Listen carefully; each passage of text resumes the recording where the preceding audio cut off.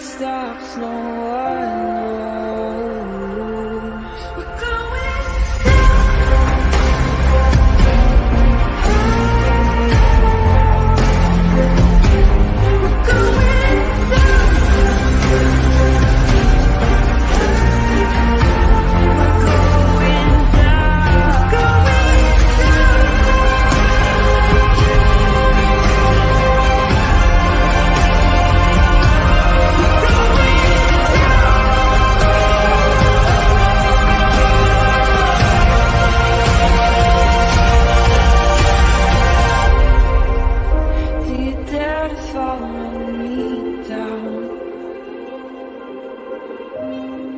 head into the unknown.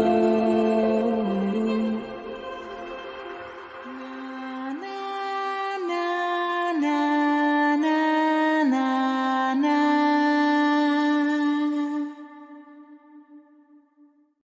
Hello, hello, hello. Hi, everybody, and happy Tuesday. Welcome to another day in Delphi Docs. I swear, it's like this is what it's going to be like for the next 13 days. Well, maybe not 13 because we got a couple weekend days in there, but you know what I mean.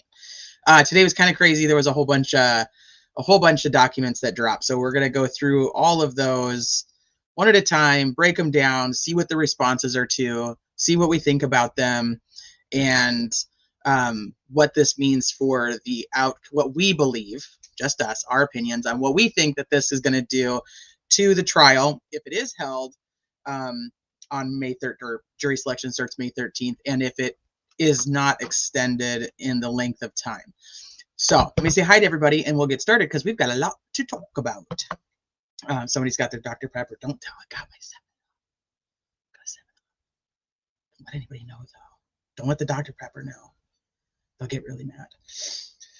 What's up, Radar? Hi, Nancy. Chelsea, unfortunately, I had to work today, so I missed everything in real time, and now I'm overwhelmed. It's okay. We're going to break it all down, and you're going to be just fine. I promise. It's a lot, but we're going to go through it, and you'll be totally caught up on everything. Hi, Kit Kat. What's up, Susan? Hey, Salty Beach. I'm cheating on the Dr. P. Royally. Don't tell. Don't tell. Hi, Shibby. What's up, BR? Hi, Just Deb. Shmeda. Radar. Frank the Fourth. I know. More Franks. We've got some more Franks to talk about today. What's up, Giselle? I'm cheating again. Don't stop saying it out loud. Y'all buckle up. I also have my Dr. Pepper ready. I will get a Dr. Pepper throughout after I finish the 7-Up, so that it doesn't feel left out. Hi, Queen. Hi, All Eyes.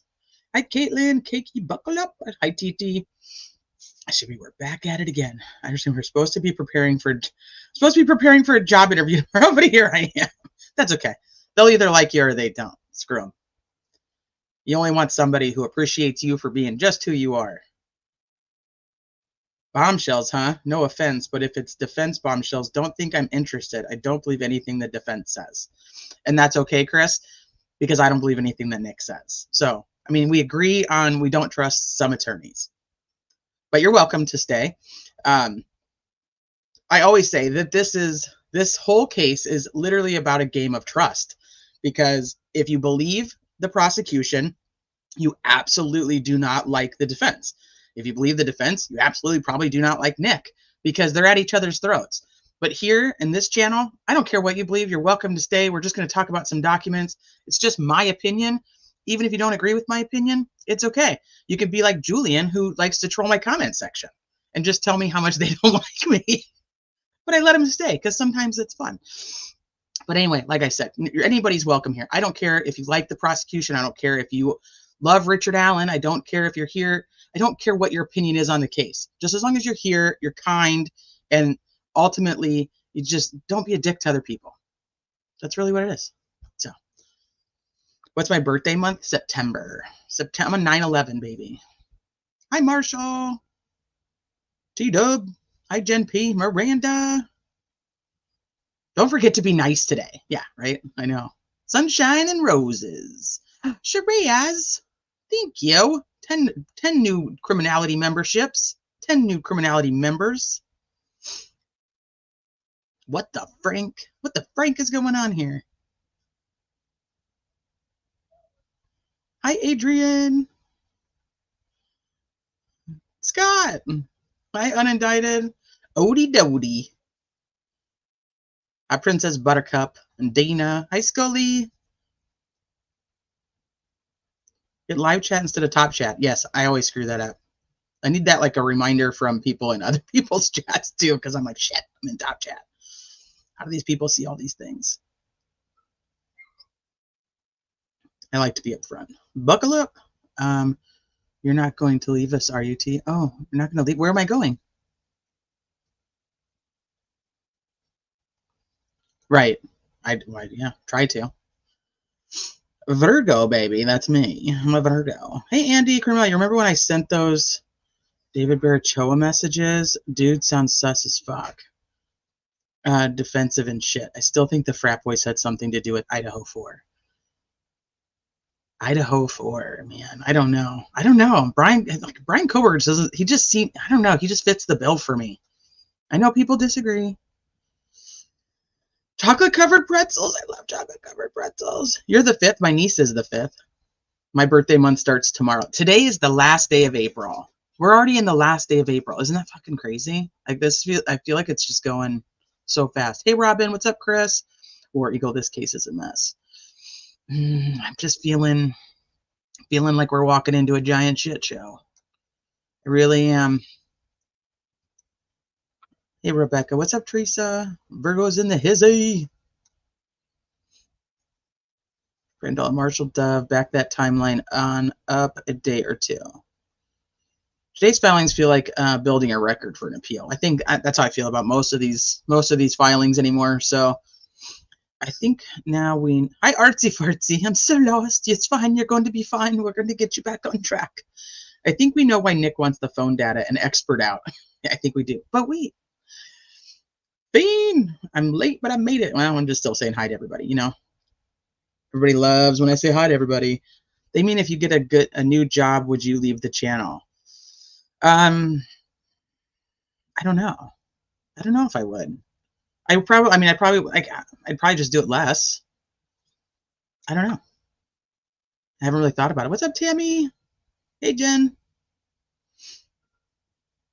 I thought you said you were preparing for a job interview. Oh, no. Somebody in chat was preparing for the job interview. And that's what I said, that they were here.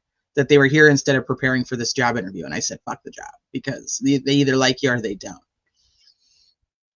So who said that about the geofence? All right, let's see. I think the BK fits. The BK fits. He won't leave us. What up? We are not disposable. No, absolutely not. BG OJ's in the house. All right. Hopefully I didn't miss anybody, but if I did, hello to all, and thank you guys for being here. Welcome back to Criminality. And if this is your first time here, welcome to Criminality. The one and only rule is to just be nice to each other. Well, technically, I guess there's like a sub rule. Don't call people names. Only I can do that. Just joking. I try not to, unless it's Nick, but it is. It's gonna be me. That's stupid. It's gonna be me. What would convince me that Richard Allen is the right guy? I just need to. Am I blurry again? Why did my camera go all blurry? Weird. I don't know. I just need a few things. I need to know more. For me, I think right now, with all the talk of the geofencing, I think the geofencing is going to help me kind of solidify my thoughts on things. If he's not, if his phone is there and it's not there at 1:30, then I don't even know why we're having a conversation. I mean, if it leaves, it leaves. Now, if his phone is not there at all, I think that's sus. But I need to know where his phone was. Like, did he leave his phone at home on purpose? Then I have some issues. I think that I need to know. Yeah, I don't. Like, timeline doesn't fit for me. The other three girls, like, there's things like I need to have excluded. I don't know. It's just like there's a few things that I just need to put it there. When did these drop? All of this shit dropped today. I want the phone info. I'm kind of stuck on the phone info right now. whale. I need to pay attention and not get distracted by chat. Yeah, I do that shit all the time. DNA, blood, fingerprints, text messages.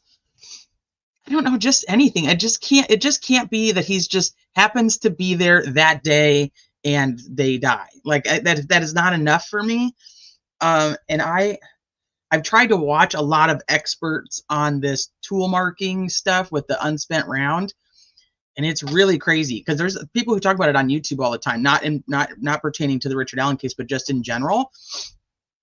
And some are like, no, it's garbage. Like it's not going to happen. It's not going to work. It's not, it's just garbage evidence. And then other people are like, no, the tool marking evidence is like spot on. So that one throws me. I don't know how much weight to really give to the bullet or the unspent round, not the bullet, unspent round. I got to use the right terminology. Thanks. You like my pink shirt? I love pink. Pink and purple are my favorite. You can't tell. When will you tell us your theory? Oh, shit. All right. Probably not today because we've got a lot of docs to go over. Couldn't get distracted.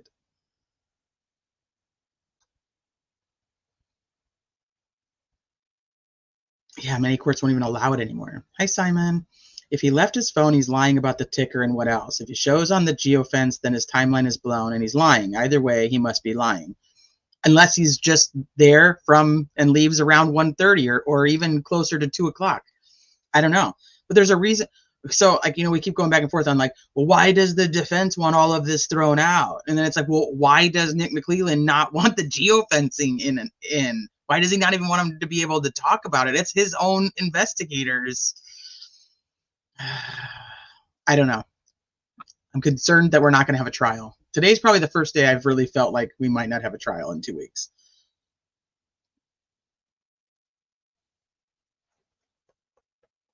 I don't know. Did I read it right that the unspent round was compared to a fired round from his firearm? Yes, 3 test fired rounds. 3 different test fired rounds. There was none that were just ejected rounds. I don't really know how that's going to work. I don't know. Nick would be singing about the geofencing. Why does he not want to talk about the geofencing?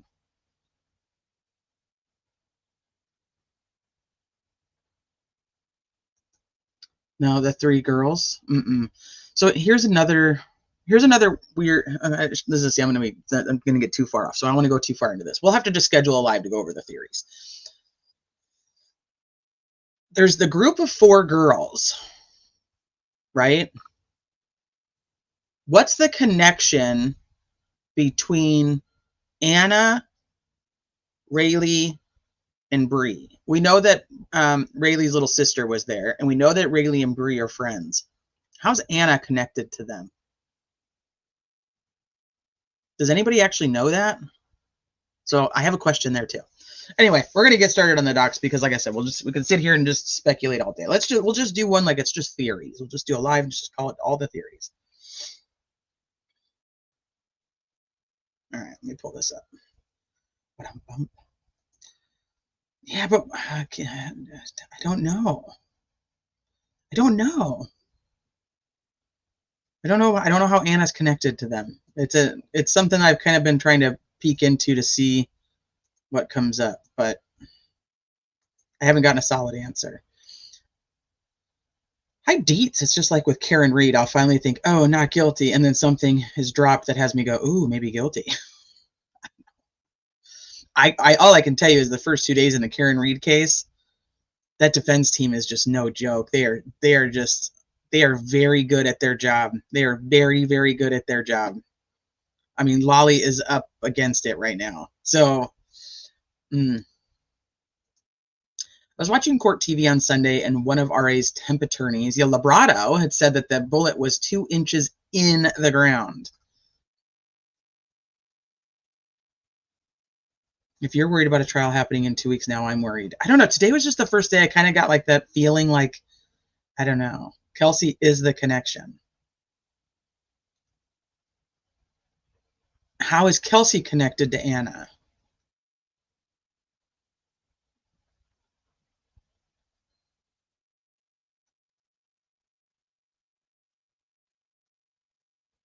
I've always thought it didn't matter if he said 3 or 4. Ask my question again. I read a single thing bad for Karen Reed yet. Lolly should be shitting himself. He probably is. Has anyone heard more about the FBI report? I'm not worried. Here we go. Here we go. One more time. Everybody's feelings worried about this shit. Get to the docs. Get to the docs. Kelsey is Bree's friend. Yes, but how does Kelsey tie in with Anna? So my question was, how if we go? So there's the 3 girls that are there earlier in the day that supposedly had the conversation with Abby Libby that they wanted to go to the bridge, and then they were possibly going to be there the next day. The girls couldn't get a ride. They ended up getting a ride later, right? Libby and Abby ended up getting a ride later. Then those girls leave that area and go to the park to play basketball. So we know those 3 girls exist. Now, he says he ran into a group of 3 girls, and everybody's like, and then the group of 3 girls says they ran into him. Well, no, because that group is supposedly 4 girls. But is that group 4 girls? Is Anna actually part of that group of 4 girls? So, like I said, we'll dig more into that. So I just wanted to know, what's the connection from Anna Spath to the other ones? Who was Anna texting with in the piece? Kyra Brummett. Kyra Brummett, and then Kyra, then her sister's name is like Kyler, and then she did a news interview. So, all right, let's get to this, because like I said, we've got a lot to go over. We will do one that's just like all theories. I'll tell you guys my theories. You guys can tell me your theories, and we'll walk it out that way. But like I said, we've got a lot of stuff to go over, so let's start with that. Well, considering the defense was given Libby's phone data 4 days ago, they will need an expert for that. All right, check DM immediately. I'm on it right now. Watch out. Going fast.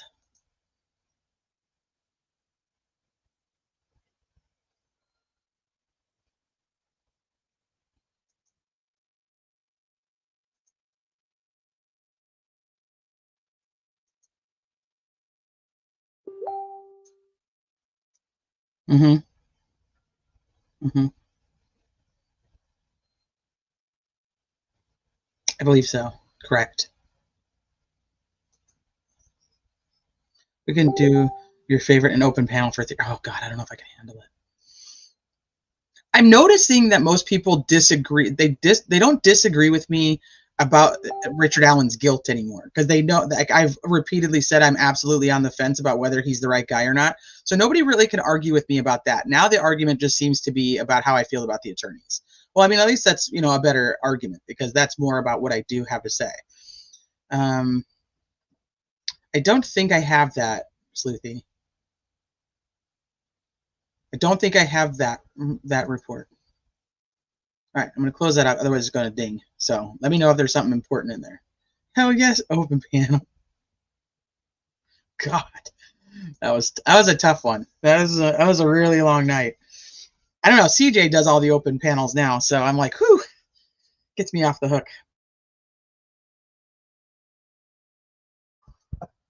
Want to hear Super Sleuthy again? It's a bird. It's a plane. Nah, that's just Sleuthy looking some shit up. Okay, so let's start with this. So defendants Richard Allen's 4th Franks motion based on newly disclosed evidence and request for a hearing.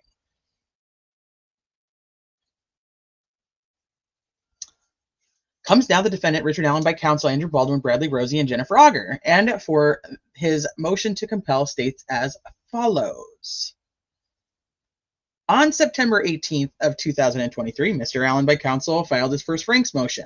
I'm not going to go through all this. This is a lot of history of what they already put in there. We should know most of this by now, so I'm just going to touch on it. Certain evidence that Carroll County Tony Liggett failed to include in the search warrant. Certain evidence that was detailed in the search warrant application for the search warrant was false info.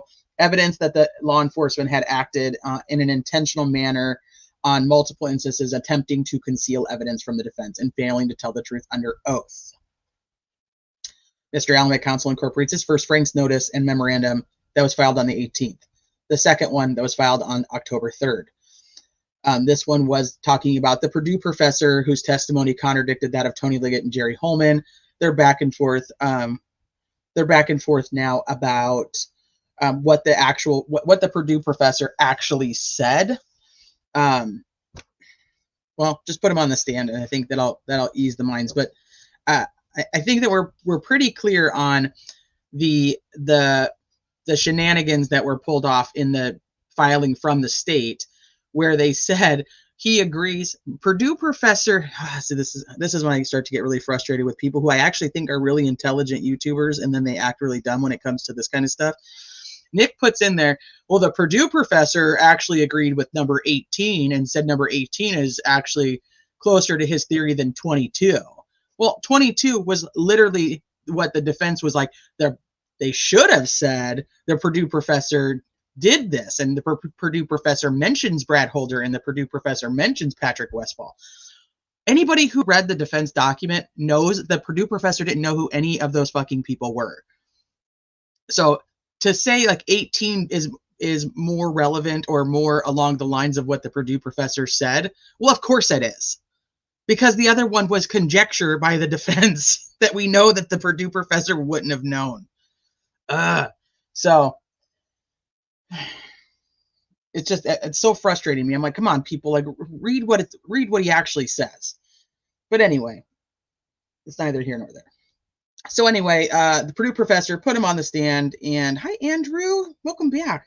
Like sands through the hourglass, so are the days of our Delphi.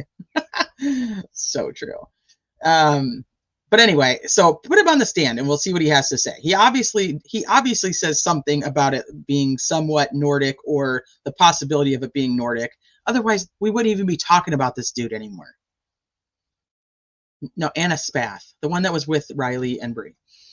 On March 13th, Mr. Allen by counsel filed his third Franks motion. So they want to incorporate that too. This is the one that has to do with that 3 persons were in or around the crime scene at the time the murders were allegedly taking place, and none of the owners of the phones had any connection to Richard Allen. Also talks about the Jeffrey Turco report provided to the Unified Command that the markings referring to the configurations was quite plausible. Mr. Allen by counsel incorporates his third Franks motion that was filed on March 13th. Okay, so now, at least this one's much shorter. At least we're not sitting here with 136 pages.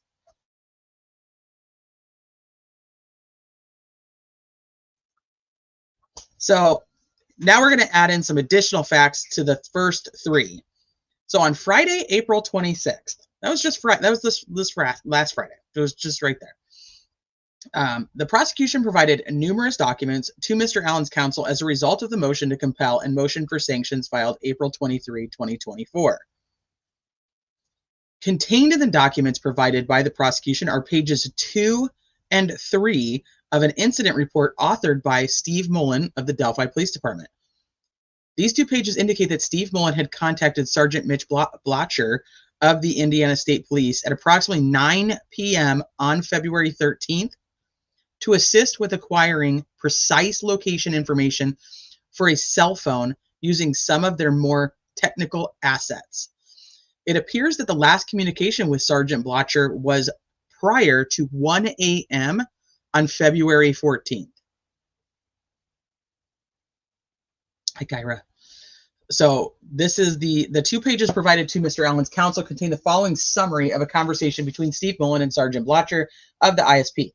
Blotcher advised, according to his evaluation of the data provided by AT&T, the last contact event between the cell phone and the tower located at Wells Street was at 5:44 p.m. So that's 17:44, which is 5:44 p.m.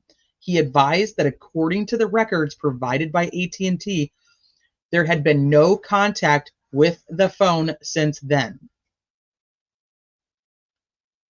Sergeant Blotcher advised that his interpretation of the information which we were receiving from AT&T indicated that the cell phone was no longer in the area or no longer in working condition. He advised that since there had been no change in the every 15-minute update we were receiving, and the last known contact time had not changed since 5:44 p.m. So we've got to talk about this for a minute, because if you guys remember, there was the conversations about how the phone had pinged at like 2 a.m. And we went through in one of the debunkings that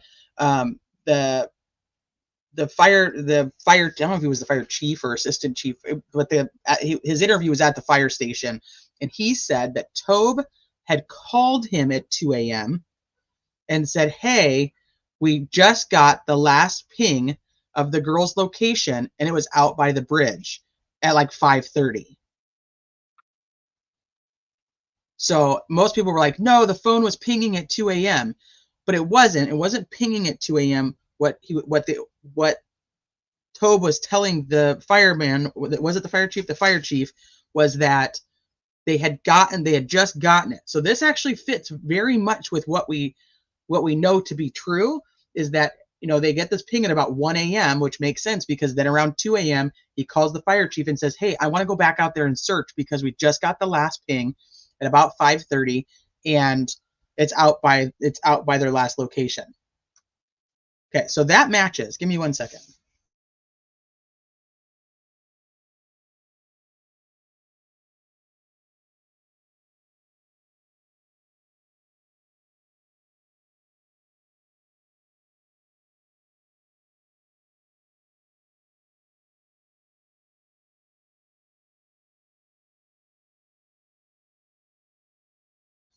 Okay, so then we have an interview the night the girls are missing where Mike Patty comes on and says that the phone is pinging all over town, which was always a very strange thing because at the time there was only one tower, I think maybe two. I don't remember when the second one was put in now, but there wasn't. I mean, I don't know how it's pinging all over town. So that was a very interesting comment and has been something that's been brought up, in Delphi forever, that he said the girls' phones are like ping, or the girls' phone or Libby's phone's pinging all over town.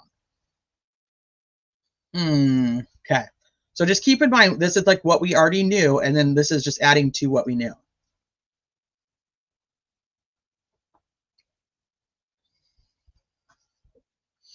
So the conversation above appears to have occurred prior to 1 a.m. on February 14th. On November 9th of 2023, the prosecution provided Mr. Allen's counsel with evidence of 44 pings. 44 pings generated by AT&T to locate Liberty German's phone, hereinafter known as pings. So this was an interesting date to me too, because I was like, November 9th. So who was this given to? Because they weren't the defense attorneys. So was this information that was actually given to Librato and Scremin that Rosie and Baldwin never got?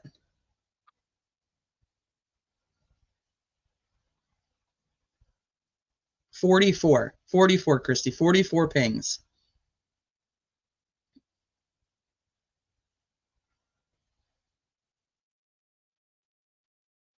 So I'm wondering, who actually got this information? So there were two pings from February 13th in the pings provided to defense counsel. One is at 5:48 p.m. and the other is at 7:16. Mr. Allen's counsel did not learn of additional pings, which took place every 15 minutes on February 13th until the discovery disclosure on April 26th of 2024. That's just last week, you guys. Last week. Defense counsel still does not have the additional pings from February 13th or the early morning of February 14th. Pursuant to the information which the prosecution disclosed to Mr. Allen's counsel, the first ping on February 14th, 2017 was sent to Liberty German's phone at 5:39:41 a.m.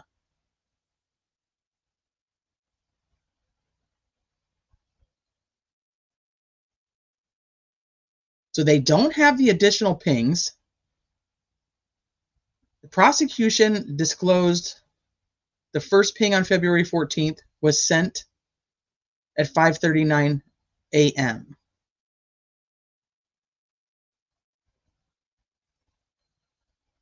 More importantly is Sergeant Blotcher's statement that his interpretation of the information which they were receiving from AT&T indicated that the cell phone was no longer in the area or no longer in working condition.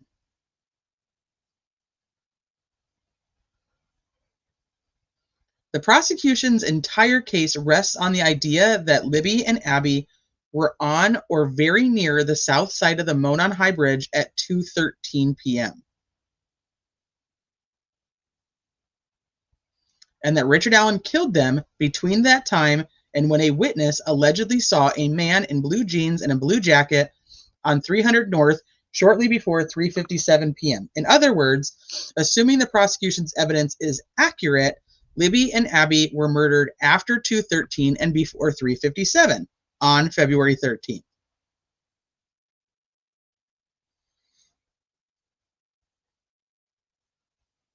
Additionally, assuming this timeline is accurate, the prosecution would have the girls between the Monon High Bridge and the locations where the bodies were found from 2:13, February 13th, 2017, the bridge video, until they were found at approximately 12:15 on February 14th.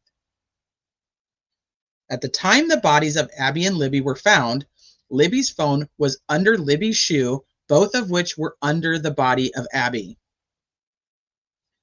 Assuming the prosecution's timeline is accurate, Libby's phone was under Libby's shoe, which was under the body of Abby from sometime after 2:13 p.m. until the bodies were found at approximately 12:15 on February 14th, and had remained at the location in that condition for the entire time. However, Sergeant Blotcher stated on February 13th that the cell phone was no longer in the area or no longer in working condition. There is no way Libby's cell phone could have been out of the area between 9 p.m. and 1 a.m. on February 14th if the prosecution's timeline is accurate, because the phone was at the location where the bodies were found that entire time. Assuming the prosecution's timeline is accurate, there is no way that the phone was not in working condition between 9 p.m. and 1 a.m. on February 14th, because we know the phone was on and communicating with the cell phone tower at 4:33 a.m.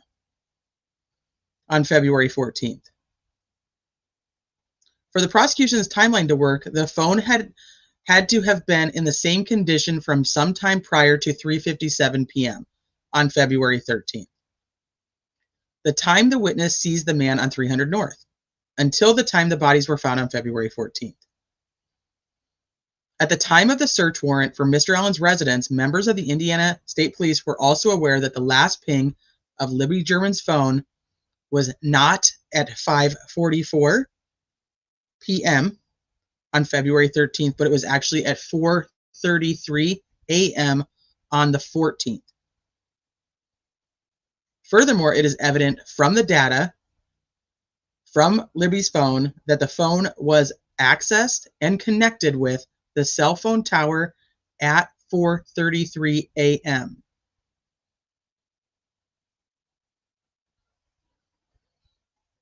Had Tony Liggett submitted an affidavit for a search warrant that did not recklessly disregard the truth, it would have included the following. When the bodies were found at approximately 12:17 on February 14th, there were sticks and branches which appeared to have been deliberately placed on the bodies. FBI Special Agent Nicole Robertson stated that the bodies appeared to have been moved and staged. At the time of the murders, Abby was dating Logan Holder. Logan Holder is the son of Brad Holder. Jerry Holman of the Indiana State Police consulted with Professor Jeffrey Turco of the Purdue University. Purdue University Professor Jeffrey Turco wrote in a report provided to Unified Command that the markings referring to the configuration of the branches on the girls' bodies constitute an inscription inspired by Norse runes, or a modern recreation thereof, is quite plausible. In 2017, Brad Holder belonged to a group practicing and following Nordic pagan beliefs. Brad Holder posted pictures on Facebook mimicking the crime scene. Abby and Libby were killed after 2:13 and before 3:57 on February 13th. During that time, there were 3 phones in the area where the girls were last seen and the location where the bodies were found, and none of these phones belonged to Richard Allen. On February 13th and the 14th, law enforcement requested AT&T ping Libby's phone every 15 minutes. The time of the last ping to Libby's phone on February 13th was 5:44. And the time of the first ping on February 14th was actually at 4:33 a.m.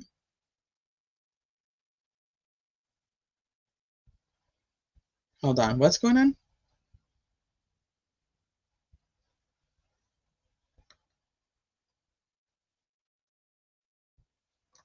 Hi, Sleuth Intuition. Hi, Crimezilla. What does access mean to you? I know we're going to go back to that. Sneaking an earbud in here to sing It's Gonna Be Me. Hi, Veronica. Oh, we got triggered. Boo here. Hey, you guys, be nice to each other. Be nice to each other. Don't be doing that. Why would I have that phone say that? You're mocking Becky Patty, and I don't like it. I can hang here until people start talking about BP. Is that your daughter or granddaughter that was brutally killed? Girls were moved to a crime scene.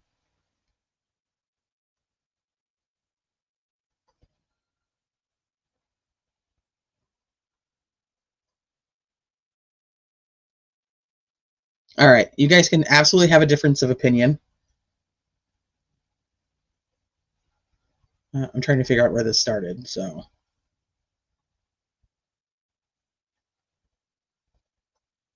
So I can't go, I'm not going back that far. So just, yeah, just, it's okay. It's okay. Not everybody trusts the families. Just don't bash the families. So I don't know where I don't know what the comments were. I'm just saying it as a general. So there's no blame. Just don't bash the families. But I know that people don't trust the families. It's okay. They have the right to not trust them. Just don't bash them. There's a difference between those two things. Yeah, I don't know. Like I said, I don't know. I can't go that far back, and that's just time I'm not going to spend. The mods will take care of it if there is anything. Just don't name call each other. So, dun dun dun dun. Okay, so back to what we're actually talking about. Indiana State Police believe that Liberty German's cell phone was either out of the area or area of the Wells Street Tower or not in working condition between 5:44 p.m. On February 13th and 4:33 a.m. on February 14th, at which time there was a successful ping to the phone. These omissions are so voluminous and significant that there is no explanation for their omission other than the reckless disregard for the truth. Had Tony Liggett not recklessly withheld pertinent information from his probable cause affidavit on the search warrant, the application would have been denied. So this is the fourth Franks in order to show that law enforcement is not being honest, particularly at this moment, Liggett and Holman are not being honest, and they were not honest when they got the probable cause, or when they filed for probable cause for a search warrant, and therefore it should be thrown out. This is the fourth one. She's denied the first one. Technically, everything else is it's all still pending. What is going on with this 4 a.m. ping on the 14th? Right? What is going on with this ping on the 14th? What is going on with the fact that this professional is saying that the phone from 9 p.m. until 1 a.m. was at minimum not in the area or not in working condition? No, you don't. You're not censored. Nobody's cleared, according to Doug Carter. So I have personally never been one to believe that the girls were moved and brought back. It was just not part of anything I was thinking, that the girls were, taken somewhere else and brought back. It just didn't seem to. I don't know. I guess I can't wrap my mind around that you would take the girls somewhere else and you'd bring them back to the area where you have people searching, and sneak them back in. It's just a very uncommon thing. I mean, statistically, that's not really what's gonna, that's not normal. So it's hard for me in reading this to kind of just let that go. The Shauna Ho case? I don't know if I'm familiar with that one. Did they take her and bring her back? Let me look it up real quick. Look it up even if I can't go through it right now. I can go through it later. They brought her back to the scene that she was taken from with searchers there. Hi, grin for me. I know that there's been a very big theory out on social media since the beginning that the girls were taken somewhere else and brought back. I know.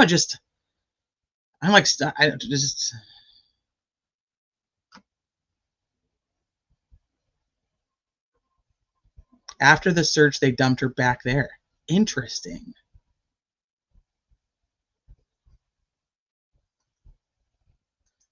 It's not the girls, it's the phone itself. And you're right. I should be clear on that. But I guess in reading this, my thought becomes that the girls aren't there because we talk about like the search, and we talk about that the search gets called off, and that, you know, there are people who say they searched in that area and there were no girls. So somebody takes the phone, and this is what the phone experts would tell you. I can't track the person. I can only track the phone. So thank you, Jackie, for bringing me back to that, because that is what they say. I can only track the phone. Now, if the phone happens to be with the person, then it's with the person. How do searchers not find them when they're only half a mile away? So I was talking earlier about Eric Williams. You guys remember the searcher Eric Williams, who was out there that night, and he was in the text messages that ended up getting leaked out to social media. He talks about that he searched that area the night before. But when he is interviewed, I think it's on Ruckus's channel, when he is interviewed, he actually talks about where he stopped, and that he knows if he had kept going, he would have come straight upon that area, but that he was stopped and told the search was called off. So he says he never actually made it to where the girls were found. They're probably moved because, I've said a million times, no one ever starts a search like that fast. Well, okay, so, you know, I have so many things running through my mind about this, because then I was just having this conversation the other day too about if they were moved. Like, what if Libby's not moved? And what if Abby is taken and Abby is brought back?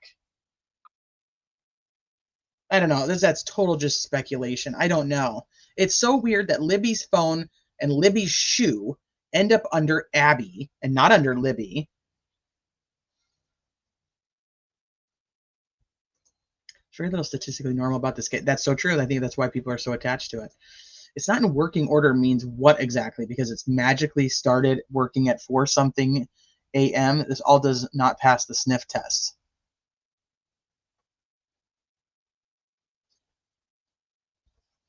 I don't believe they were taken, like, abducted. I think they were voluntarily to hang with their guys and were brought back under the pretense of being let go. So you think they were taken alive, brought back alive, and then killed there? They were taken and not returned. Their attack was at the park the day prior. There was too much going on too quickly to leave them. Why would they bring the phone back and put it under Abby? Yes. Unless they just took the phone. But why would you take the phone if you're taking the girl? You wouldn't want the phone with you where you have the girl, right? Like that.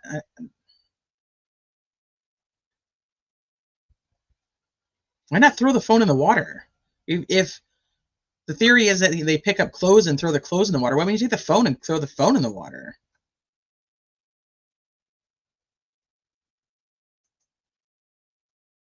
Or that the phone was turned off. So I guess that's the question then. Would it be considered, quote unquote, not in working condition if it's just shut off? The girls were not there the night before. How could they not have seen the clothes in the creek? Now, how hard would it be to complete something like what was set up there in 45 minutes or less? So this is a question I've always had about the clothes. When was Mike Patty in the canoe? When did Mike Patty go in the canoe to go down, or the kayak, or whatever the hell it was? I think it was a canoe, where he was going down the stream. Was that not the night before? Somebody tell me. Somebody tell me when he was going down the river. The girls were not there. Let me see. Hi, Unraveling. A lot of times killers want the victims to be found, especially if the bodies are staged interposed. This is true. Maybe they turned the phone back on when the scene was staged, felt confident they covered their tracks. So they bring just the phone back? Or do you think it was with the girls? If the phone was turned off, you wouldn't see its movements or who was moving it. Yeah, that just doesn't feel right to me. I know, there's something wonky with the whole thing. In my opinion, they were unalived, not in that spot, but close by, maybe near water, then hidden. Phone is offered, taken while bodies are hidden, and after search calls off, goes back and moves them. Or maybe killer takes the phone and then sees Mike Patty saying the phone is pinging all over town and is like, holy shit, I need to get rid of this fucking phone. And he takes it back over to the girls. I don't know why he wouldn't just dump it, but.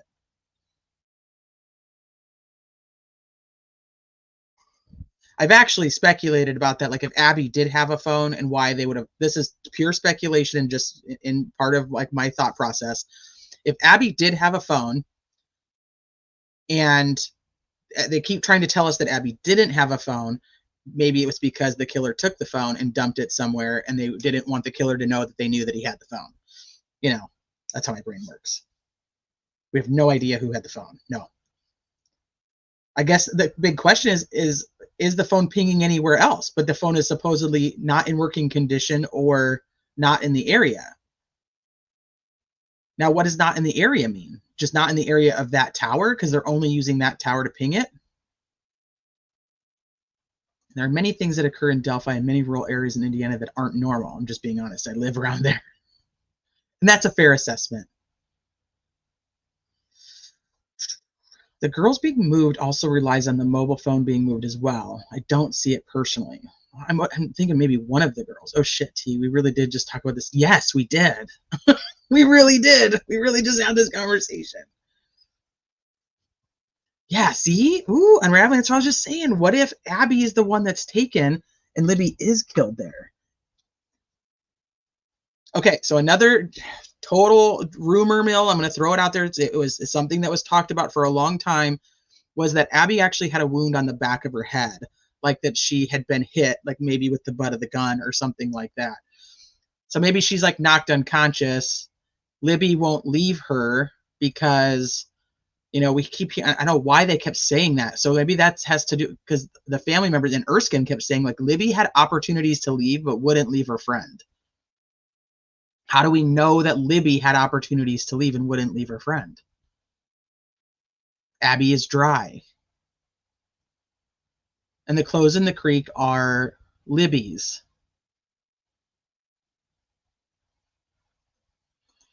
I know, all eyes on Delphi. I'm right there with you. I think that's why you're like you're listening to me try to work this out in my brain right now to see how I feel about it. Hey, Louise, I've always thought the phone was a plant. A lot of people were like, why would he leave the phone? Why wouldn't he get rid of the phone? They dropped some clothes as they were carrying them back. I thought, you guys are going to figure this. You guys will listen to this when I tell you my theory anyway. But I was thinking at the end of the bridge, tells them to take off their clothes, or even down by the private drive, you know, before the water. Take off your clothes.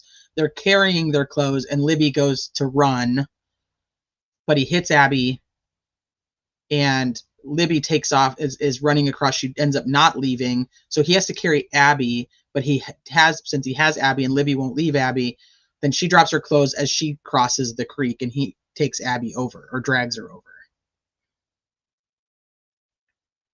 I don't know. Maybe Abby was just taken.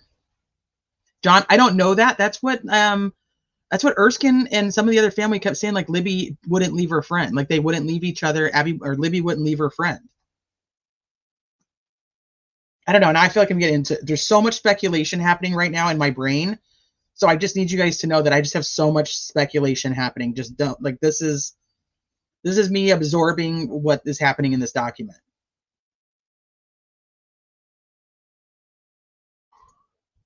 I can see maybe Abby being taken and brought back, but look at that terrain they would have to traverse to get to that area.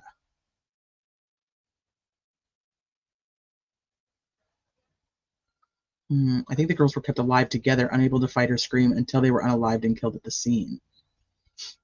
Maybe they just turned it off. None of Abby's blood was found at the spot that they were found. Yeah, that was in the Frank's memo. It was the defense like, where's all of Abby's blood? Because the girls were still alive. Unless you want something on the phone to be found. And this brings me to like an eye of Apophis kind of thing. Like that things are put on the phone intentionally for and that they want it to be found. That just seems so big to me that I guess it's hard to wrap your mind around it. No, it's not weird if they got undressed at that spot and Abby was ordered to dress with Libby's clothes. Somebody wanted the phone found. They're claiming a killer killed them, then went back to put the phone under Abby. Or radar, what they're saying is this person was tracking the phone, which doesn't necessarily track the person, but the person could be with the phone. So is it possible that the girls were not killed? So so here's essentially what's happening. They're saying that the defense is saying if the prosecution is trying to say that the girls were killed between 2:13 and 3:57, hence muddy bloody guy walking down 300 North, then the prosecution has to say that somebody brought the phone back later. That's the only way I can really wrap my mind around that. The defense is saying, why didn't they bother to figure out what happened to the phone or whether the girls were even killed at that time? They're not bringing up anything about like the autopsy stuff though, so I don't know how much they're actually fighting that. I don't know. Maybe they want to delete stuff off the phone. Maybe. If the phone is staged, maybe the BG. I got behind on chat, guys. Sorry. Hey, Bill. But someone has to return in the morning to turn it on. Okay. Bear with me, you guys. Bear with me. What if this goes to the whole somebody returns to the scene through the private drive, later on? What if that goes to that whole thing and that's like they left something behind? Well, what if nothing was left? What if it was to bring something back? Oh, fuck me. As soon as I think I have shit figured out, I'm like, what the fuck? One of the shoes was in the water and one of the shoes was under Abby. Yes. The coroner said it was over by 3:30, but he never said AM or PM.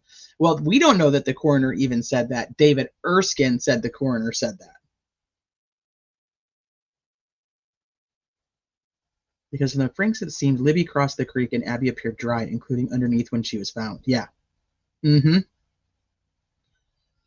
He got off at 4, there by 4:30. I want to say he was on there by 5 to 7 maybe, and Cody was on the ATV.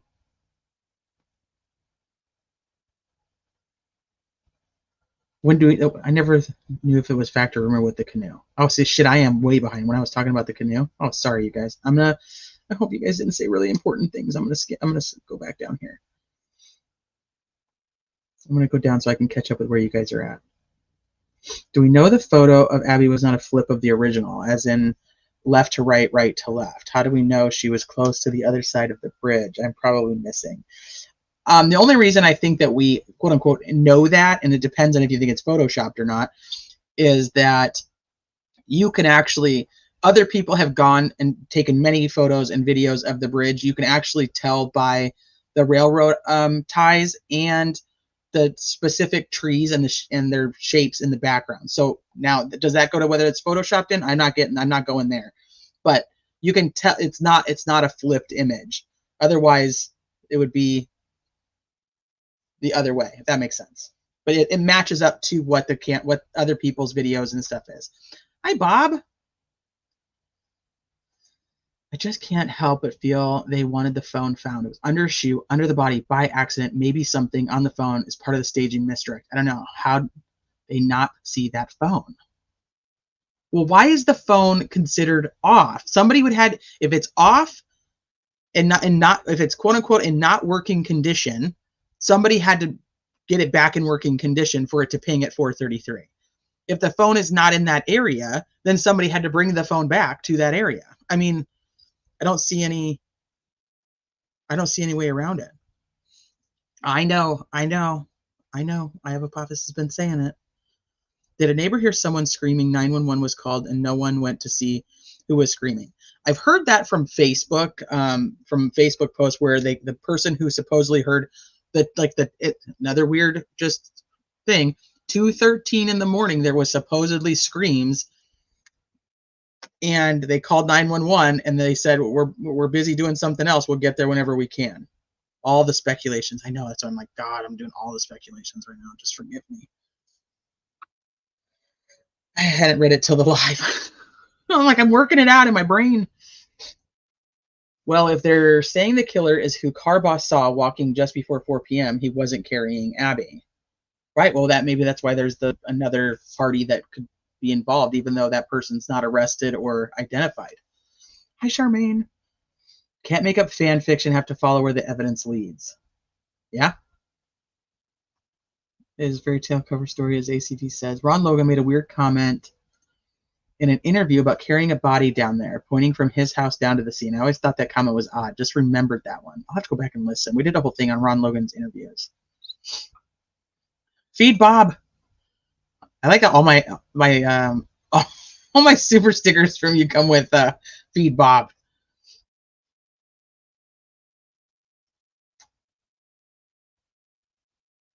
Oh, many thought that. The pings aren't exactly super accurate.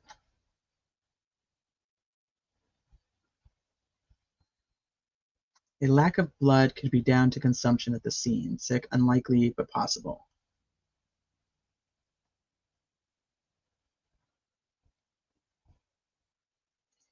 Why would you drive to Private Drive, then cross creek? Why not drive to Cemetery? Well, maybe they can't get up and down that hill. I don't know. See, I don't know. Ruth, that's a great question. I don't know the answer to that. Somebody in chat that maybe knows more about bones could answer that. I don't know. Hey, Dean. You missed all the pings. There's 44 pings.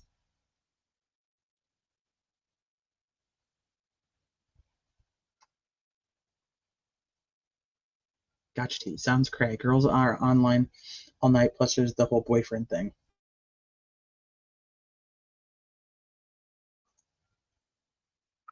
Would the phone have powered down if wet? But if it had powered down, then how did it turn? Then it would have just powered back on. That I don't know enough about phones to say that's not possible. It just doesn't seem right to me. You'd think somebody would have had to have turned it back on.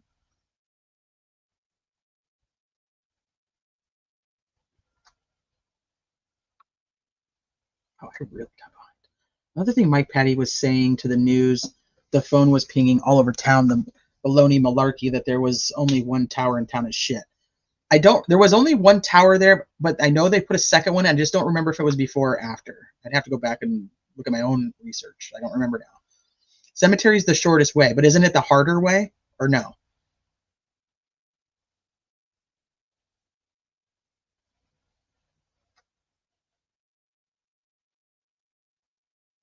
Okay, I think I made it to the end. Sounds like we need a trial where all the experts get to talk. Hey, wouldn't that be something? Maybe the phone was taken and pictures copied as a trophy and then returned to you with LE. More speculation.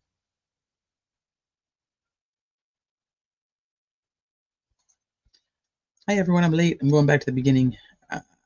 Yeah, you missed one document. Go back to the beginning of the document because this is one of the most important ones I think that came out today.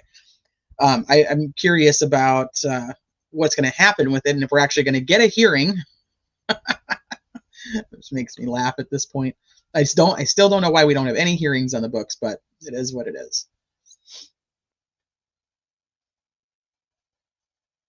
So between 5:44 and 4:33, at which time there was a successful ping to the phone.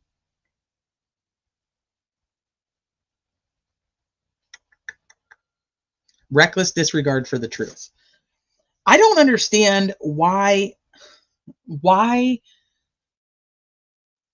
they're just getting this information. Is this part of the we've been asking for it, and and then Nick comes out and says, well, I was putting it in special folders, and it took us 100 hours and I put it in all these special folders. somebody had the phone and took it back. I'm wondering, yeah, Mike Patty says the phone's pinging all over town. How the hell is it pinging all over town? If you got Mr. Sergeant Bocher over here who's saying that the phone isn't in working condition from 9 to 1, essentially. How dare you all keep bringing up third parties? You know Goal agrees we aren't allowed to have other theories. Stop thinking for yourselves. Blindly trust LE and the prosecution. Stop defending yourselves. Hashtag feed Bob.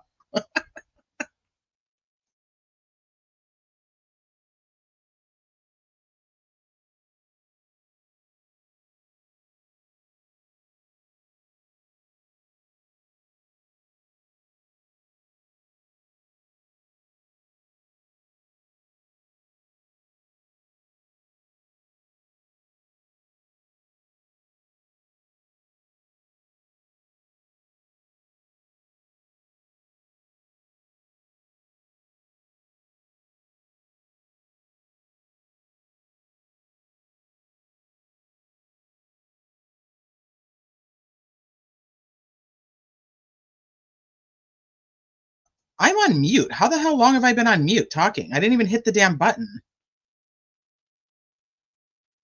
Son of a biscuit-eating bulldog. So did you guys hear me say Goal has a load of filings to rule on, but the defense is trying to stall? I don't get it. I was saying that it's going to be ironic because the opposition is going to say, this is the defense. Look, the defense is trying to delay. They're trying to postpone. They're trying to get a continuance. They're going to end up being, they're, whatever they're going to say the defense is trying to do. But ultimately, Nick is saying, we gave you all of this info in the really muddied waters of discovery. And when you asked for it, we put it in special little pretty folders for you guys so that you guys could figure it out and figure out where it was. Instead of just proving that we already gave it to you to tell you where to find it, we gave it to you again. So the defense is saying, well, we didn't have it the first time. You guys just gave this shit to us. And then Nick wants to make sure that the defense can't talk about how the discovery was given to them. That's in his motion from yesterday where he's like, they're not allowed to say anything mean about me. And they're not allowed to talk about how they were given discovery. I muted you. She probably did, because I didn't think I hit the mute button. So that was really weird. I don't know. These pings are from the tower. Right. This is not geofencing. Geofencing isn't done until later. Catalyst says the battery being low is the most plausible explanation for the pings changing cadence.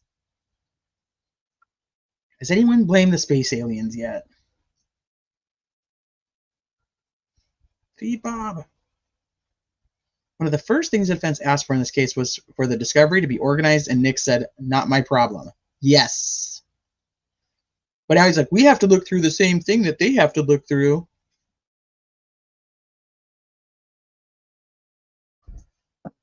Battery low due to temperature. But then how does it come back on? I mean, it's not going to gain battery life. It's not being charged. Adrian said, I was considering aliens. At this point, why not? That's what like Sleuth Intuition has on his channel. He gets abducted by aliens all the time. And I'm like, yeah, maybe that's the real story here. Maybe that's what we're missing. Are we feeding puppy bulldogs milk bones? Ooh, what?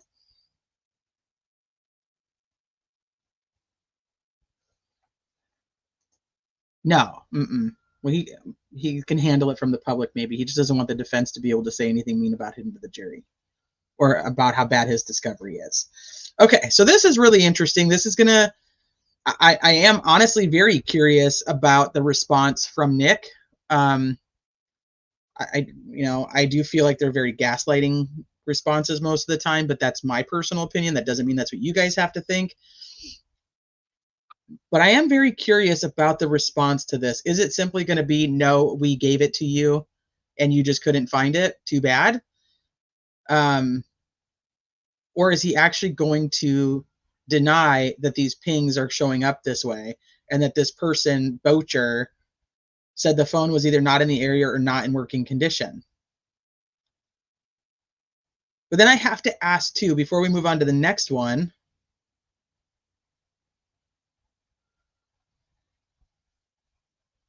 if they just got this information, I'm trying to remember what experts Hennessy was talking about. Do they have an expert? Though they have the geofencing expert, he would know pings too. He would be able to work with this stuff. I'm just trying to figure out if the defense even has anybody to be able to look at this. Yes, no, what do you got? Do you guys remember? I'm thinking that they have the geofencing guy. He would be able to do the pings. He would be a data guy.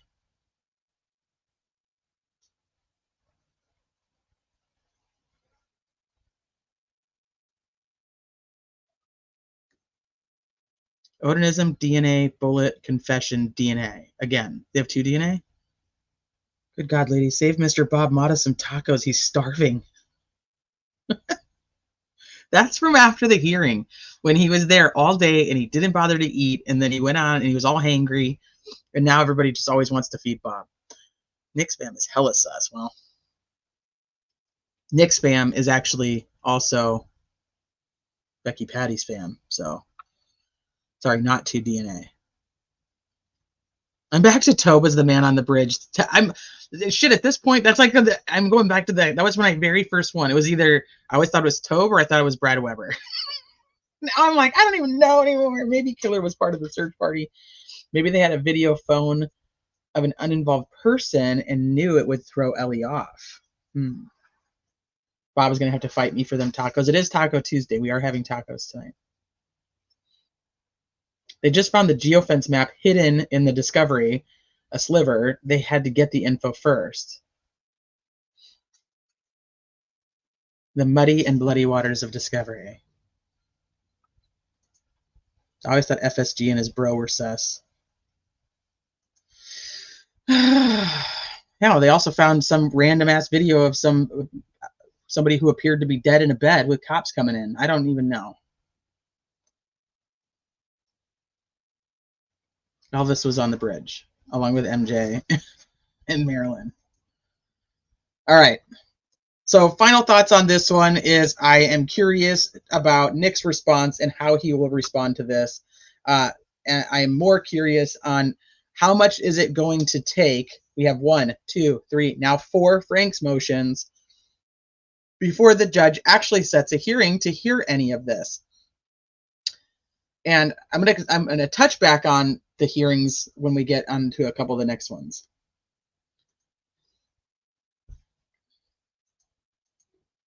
Okay, so this is where I think things kind of get confusing too.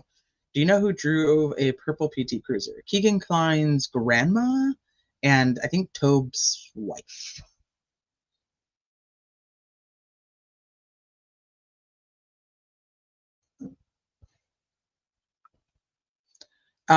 So because we've now had that the defense has requested for motions to compel and for the state to be sanctioned.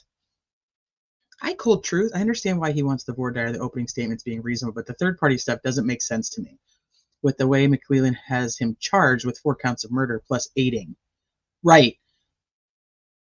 I couldn't agree with you more. Like, it's so weird that he wants to keep out that there could be other people, maybe because he absolutely knows there's no tie from Richard Allen to any of those people. So in requesting the motion from yesterday where Nick is saying like, hey, no, you have to prove a connection to the crime scene. He's kind of saying like, hey, we want you to prove that there's a connection to Richard Allen, but they don't have to do that. That's not a requirement. The requirement is that they have to just prove that there's a connection to the victims or the scene, which we see them list. Here's the connections. Here's the connections to the scene. You've got Brad Holder, whose son is dating one of the victims, and you've got Elvis Fields, who says he was at the scene. And he was there that day. I don't know. I mean, but you can't get those in because she won't have a hearing. So the judge isn't allowing any of this stuff. And like I said, as we get further through some of these filings, we're going to touch back on this, but how do you prove that you have third party culpability to the judge for her to allow that in when she doesn't have a hearing to let you present the evidence that shows that they have a tie to the scene? How do How do you work that out? You can't. I don't know. I mean, it gets kind of confusing, and it's like, well, no, they don't need to have it in. And it's like, no, that's not how it works. No discovery, no nothing is relevant. I don't blame Nick for trying to get everything he wants. He knows goal is in his corner. Might as well ask. That's just unfortunate. But you're right.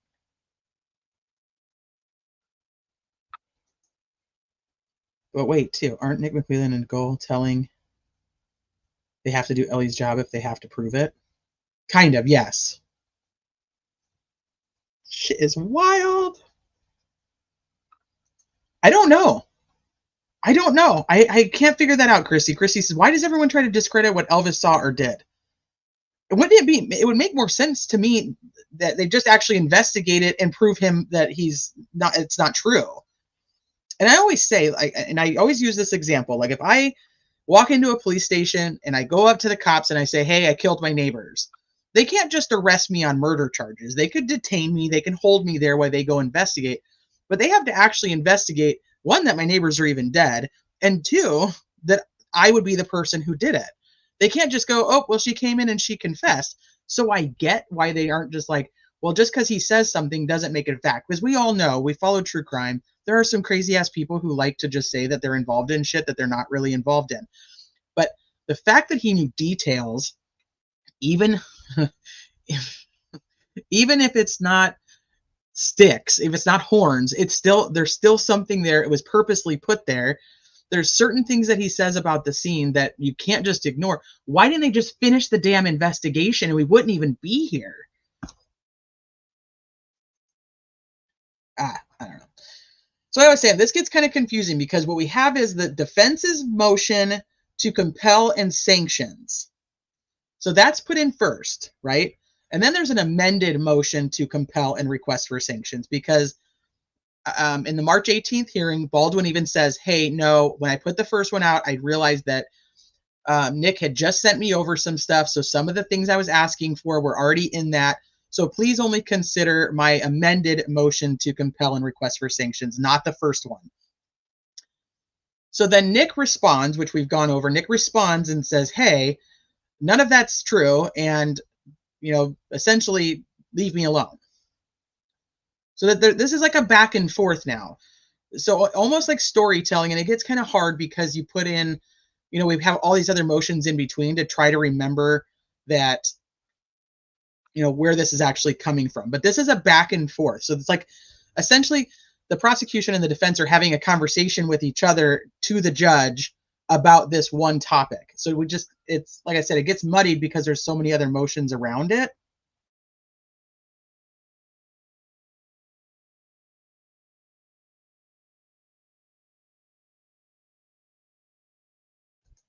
It starts next week. There's many motions she is not ruled on. It will take a half a week for that alone. Is she waiting for one of them to fold? I think she's waiting for them to come to some agreement without her having to get involved. And then I don't think it'll take days or a half a week, honestly, because it'll just be like, okay, so this one is denied, and then this one is denied. This one, I'll hear arguments. You have 5 minutes. You have 5 minutes. Let me hear your arguments. Okay, this one is denied, or this one is amended. This one is, whatever her rulings would. I just think that I don't think she gives a shit. It's the craziest thing to me. I don't know why we haven't had so many more hearings going into this. Hi, Nanya. Needed to get another vodka, lime, and tonic. To some extent, this insanity is, yes, absolutely, Malibu. I absolutely agree with you. If she was actually holding hearings consistently, it doesn't have to be every week. It doesn't have to be anything crazy. But just hold the hearings. She's held more hearings to try to remove the defense team or hold them accountable for some bullshit than she's actually held for Richard Allen. Or the same amount at this point, because he has his initial hearing and then he has the June 15th hearing. And then they have the October 19th and the March 18th hearing. I mean, literally the same amount for them to be held in contempt or taken off the case as she's actually held for Richard Allen to be able to, or for them to uphold Richard Allen's constitutional rights. Now think of that. That's fucking crazy.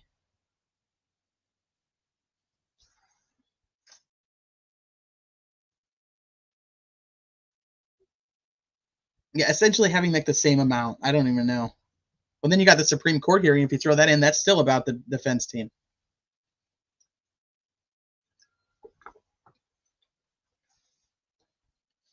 Okay, so comes now the accused Richard Allen by and through counsel and files the following reply to the state's response to defendant's motion to compel. Now let me see if I still have these up. Otherwise, I'll just grab them really quick, just in case there's something that we need to. That's the motion. What's this one? Nope, that's the motion to suppress the accused's second statement. I had so much stuff open yesterday, and I closed so many things because my computer was acting funky. But I try to leave them open until they're completely done in the court so that I can just easily access them. Nope, we're already back to today's stuff. Okay, so give me a second. I'm going to pull it up just because I'd like to be able to look at what they potentially could be talking about if I get lost, because sometimes I do. Because like I said, this is a conversation that's like, they have a conversation and then they pause it.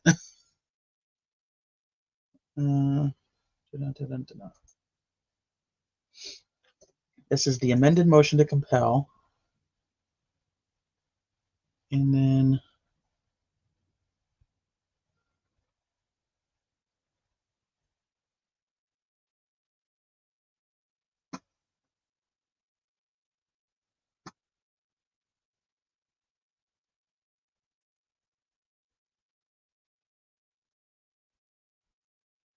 I'm not muted, I'm just looking.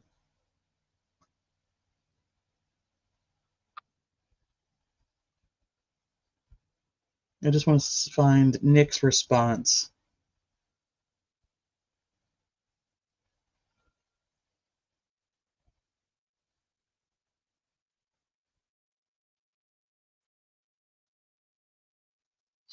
Maybe Sleuthy can just send it to me really quick because she'll probably have it at her fingertips. Sleuthy, can you go find a document for me real quick?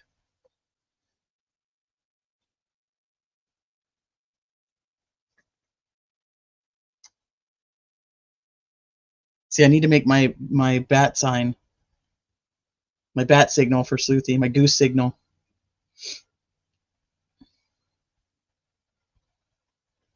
State's response to motion to compel. Maybe this is it. Nope, this is it. Hold on. I think I have it. Nope, that might be, no. I want the state's response to amended motion. Aha! Dun-dun-dun, I got it. What do you want? I spaced out. That's because it sounded like I was on mute and I couldn't find what I wanted. I just wanted to have these up. Okay, so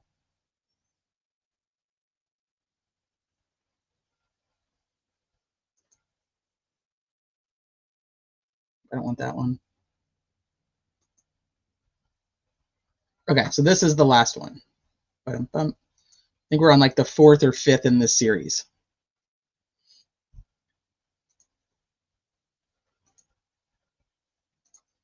Okay. I just wanted to have them up just in case we have questions as we read through it that we needed to look back on what the conversation actually consisted of. So this is, now they're responding to the state who had responded to them after they had responded. So there's a bunch of responses back and forth. Comes now the accused, Richard Allen, by and through his counsel, and files the following reply to the state's response to the defendant's motion to compel and request for sanctions that was filed on April 23rd. So, belated disclosure of Todd Click letter and evidence. Well, wait, okay. What do you want me to wait for? Is this the new one? Yes. This is the new one. I have the old ones up already. This is the one from well, it went on the thing today.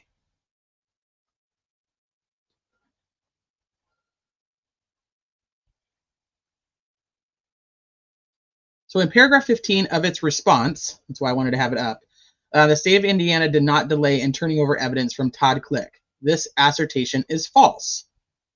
The defense previously provided to this court exhibits 1 through 3 in its memorandum in support of the accused motion for Frank's hearing filed on September 18th. Exhibit 1 is a copy of the envelope containing The Todd Click letter and information which is stamped received May 1st, 2023. Carroll County Prosecutor. Which one did I pull up? Did I pull up the wrong one? Right here. This one. State's response. This is the one from 426.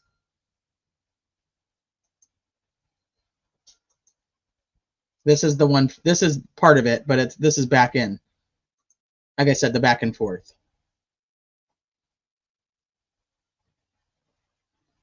So this is the one from 426.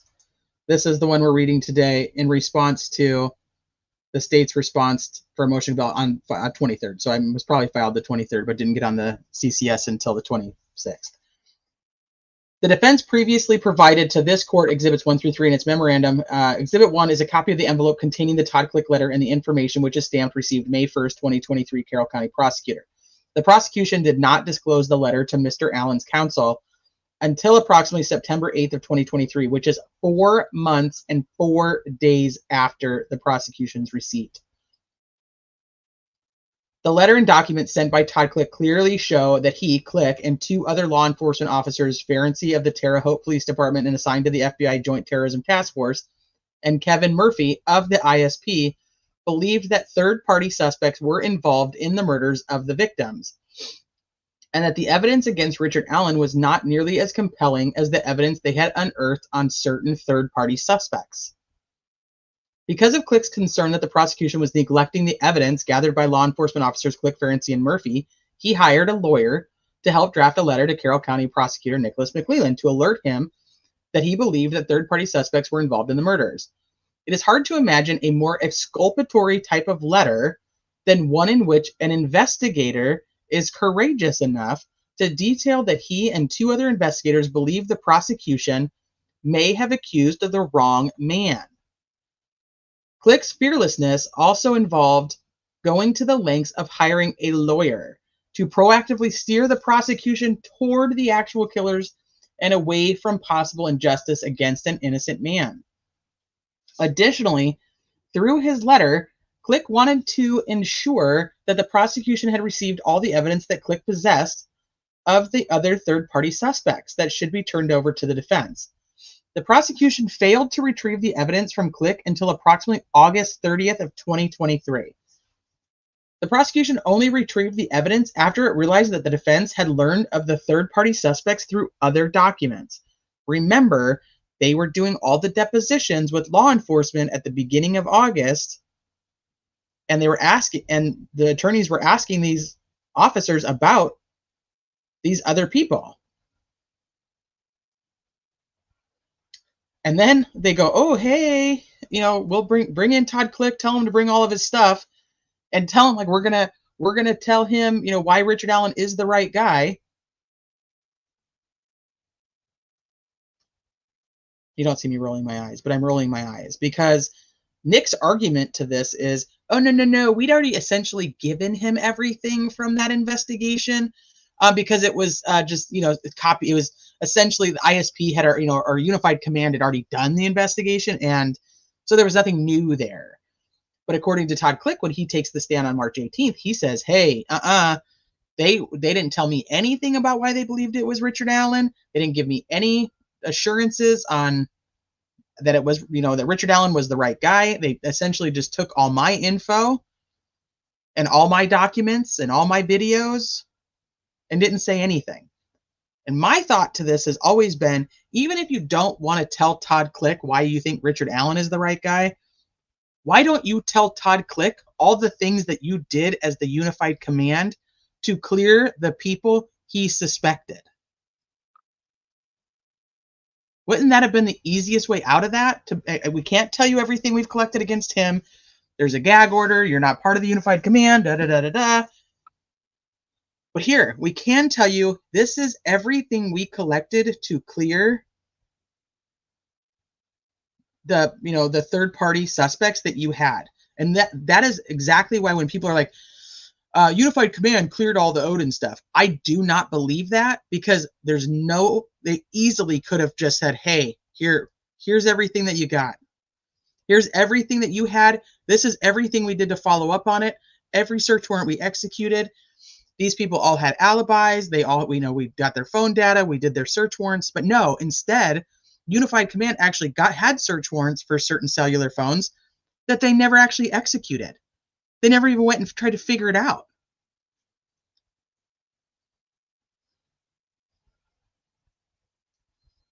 So, oh, aloha, member for 1 month. Thank you, thank you.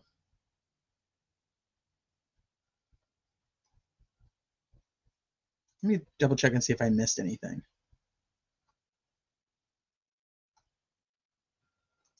I think I'm good. Okay. So the evidence that the prosecution failed to retrieve for 4 months included the following: the multiple interviews of Elvis Fields, the interviews of Rod Abrams, the interviews of Ned Smith, the interviews of Johnny Messer, and additional interviews. The prosecution had never disclosed any of these documents to Mr. Allen's counsel until September 8th of 2023. There were many exculpatory statements made by witnesses discovered in these interviews, including a key piece of evidence that connected Elvis Fields, Rod Abrams, and Ned Smith, all of whom resided in or near Rushville, to Brad Holder in the Logansport, Delphi area. The key piece of evidence, as well as other evidence, was not known by the defense until the state of Indiana provided it to the defense on September 8th, nearly 9 months later than required by rule, and over 4 months after the prosecution learned of the existence of this evidence possessed by Click. Because of the late discovery, the defense was denied the ability to conduct its investigation in a more efficient manner and more quickly focus its defense on third-party suspects, thereby putting the defense behind where it would have been in terms of preparation than if the state had complied with the actual rules. On April 29th, the prosecution filed a motion requesting this court to limit or deny Mr. Allen the ability to present evidence of third-party suspects to a jury. Mr. Allen's counsel believes that this further supports its contention that the prosecution was attempting to conceal evidence of third-party suspects throughout the case, including the identity of a Purdue professor in a September 6th email, as well as the Click material detailed herein. Mr. Allen requests that the prosecution be sanctioned for not turning this exculpatory evidence over to the defense, and then for falsely claiming to this court that the prosecution did not delay in turning over evidence from Todd Click. So a couple things I want to touch on here before we keep reading.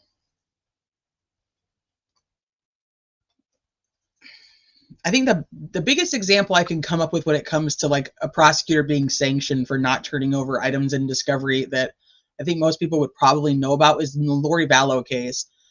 So Lori and Chad Daybell were supposed to be tried together, and they were both supposed to be facing the death penalty.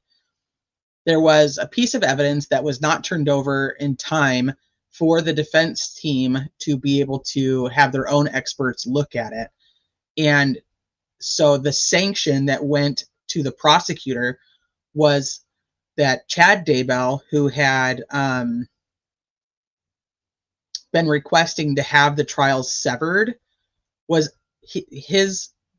the sanctions against the prosecutor for his case was that Chad Daybell got what he wanted. And now we see Chad Daybell's trial is a year later now happening. And for Lori, the sanction against the prosecution was that she never waived her right to a speedy trial. So she got the death penalty taken off the table. So what I think of when I read something like this, and this is my own opinion, once again, my opinion, take it for what you want. From the filings that I keep seeing from the defense, they want the right to a speedy trial, but they're very concerned about Richard Allen's health and if he's going to be able to make it to a trial if they actually postpone it. A sanction against the prosecutor here would be, hey, they want the speedy trial. Richard Allen wants a speedy trial. It's his constitutional right to have one. So in doing so, the prosecution, you guys are going to have to ultimately release him, because then his right to a speedy trial would be a year from the time it was filed versus 70 days. because we've talked about this. If you're incarcerated pre-trial or you're pre-trial detainee, when you file for a speedy trial, you have 70 days in the state of Indiana. If you're not being held in a jail or a prison as a pretrial detainee, then your right to a speedy trial is 1 year. Everything that I keep seeing from the defense is that they want the judge to say, hey, Nick, you screwed up. You should have done these things according to, evidence rules of Indiana, and you didn't do it. So the sanction is going to be he still has a right to a speedy trial that he's not waiving. So it's going to be held against the prosecution now. And now you have to do something to make up for the fact that you screwed up.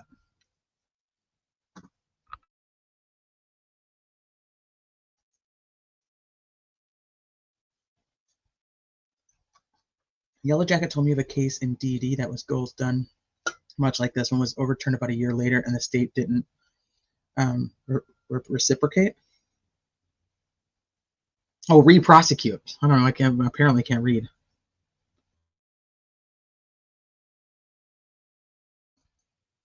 I don't think so. I don't think she would. What's crazy in the Daybell Vallow evidence was only days late, not months and months. Yeah, true.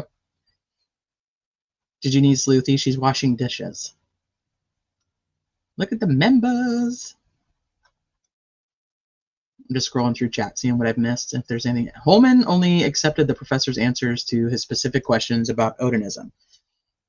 And then he turns around and he's like, well, you're not actually you're not actually fluent in Odinism, right? Like, because he wasn't. He's a professor of, I think he's under archaeology, if I remember right. Maybe I'm saying that wrong, right? My memory says that, so hopefully it's right. They literally told us nobody was cleared. That seems believable given what we know now, because they apparently didn't do work to clear anyone. So here's an odd side story that I'll tell you guys about this nobody being cleared. At the end of a Flora, and anybody here who follows the Flora 4, at the end of a Flora press conference, a journalist actually asked Doug Carter about if the family members are cleared, and he refuses to answer. And they keep pushing, and he ends up saying that some of the family members had been cleared.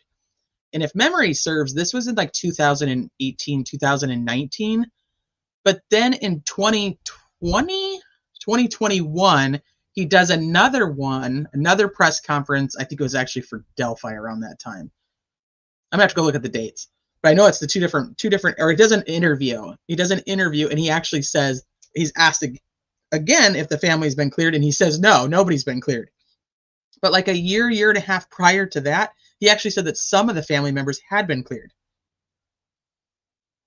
But most people don't know about it because it was actually in a Flora 4 press conference, not a Delphi press conference. He's a professor of Germanic studies. Thank you, Adrian. You're always coming through. A Dougieism. Okay. Did I have any? I thought I had another thought on this, but. Oh, somebody said, well, Nick is saying that he did turn it over right away. Well, in my opinion, what Nick is saying is, hey, we got all of this evidence from Todd Click on August 30th, and then we gave it to you not even, 8 days later. So we totally went with the rules of discovery.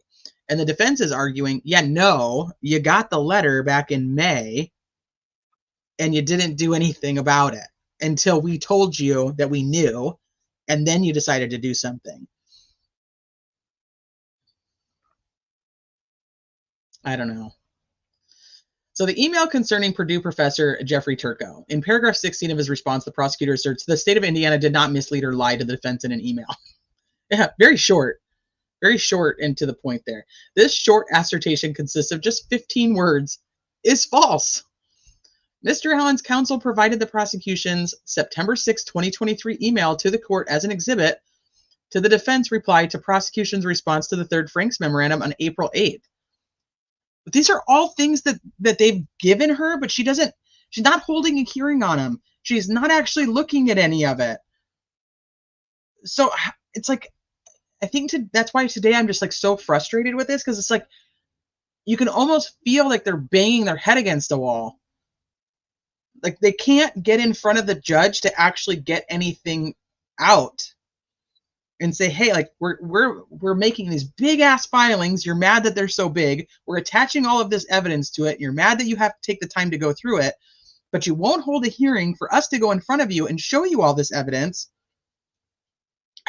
It's like, we're trying to get you to see this, and you don't want to. Adrian says, I'm banging my head against the wall.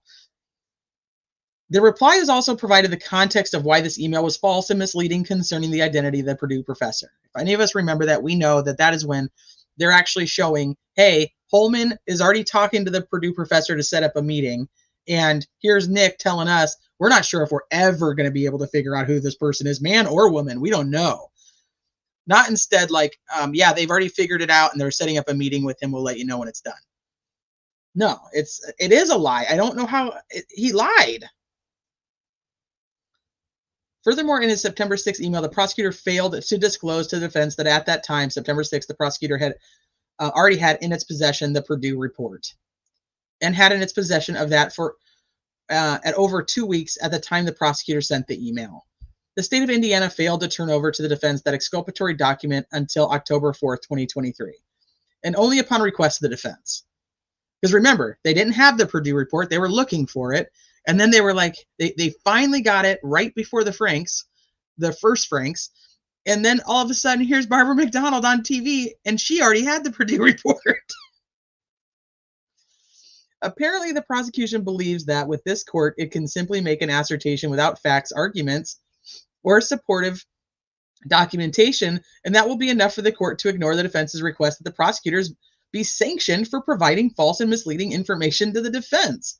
This is like, all he has to do is write one little sentence with 15 words where he says, I didn't lie, and that's it. That's all it's going to take for Gold to be like, well, he said he didn't lie, so the defense is requesting this court to order the prosecutor to explain why he provided false information and misled the defense, and also to be sanctioned for doing so.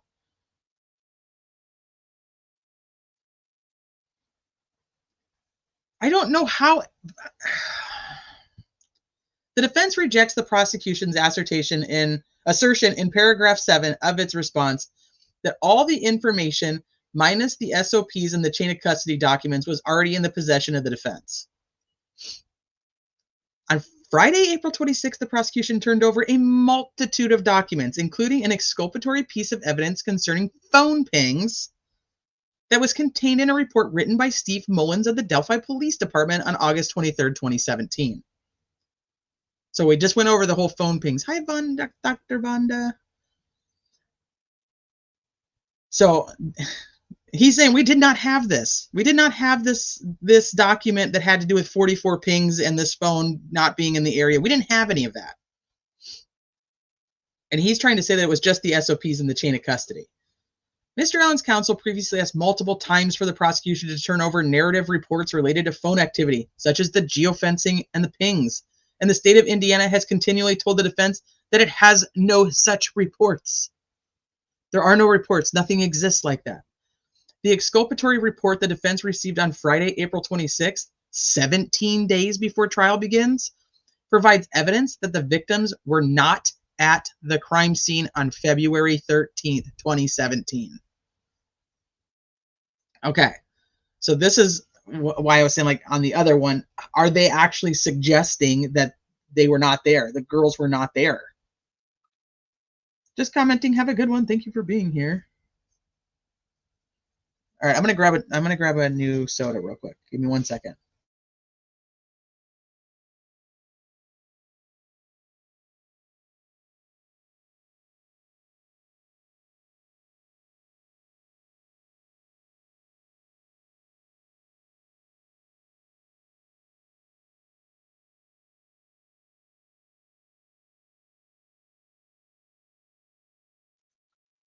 Okay, hold on. Radar, you just said something I wanted to answer. I want to go back and re-listen. I guess where that Barbara said she got information from law enforcement.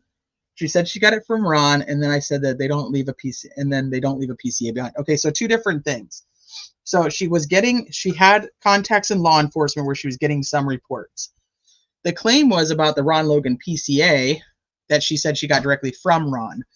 I know that they argued that, like, I think it was Hennessy that was actually arguing, like, why would you, like, you don't leave that behind, right? But Ron he was already out of jail by the time that, Barbara McDonald and Hannah Shakespeare and all these other people were out there to do all these documentaries and podcasts. I don't know why his attorney wouldn't have been able to give him everything they had or copies of everything they had. So I actually do believe that Ron Logan would have had his entire file. He had an attorney for his, driving charges, driving without a license and all the other, the little piddly stuff. And then he had a separate attorney, Andrew Akey, who actually worked with Brad Rosie, that was simply in charge of the fact that they knew that Ron Logan was a suspect in Abby and Libby's deaths. So he had an attorney specific for that. So he would have been able to get, I just think he would have been able to get all that stuff.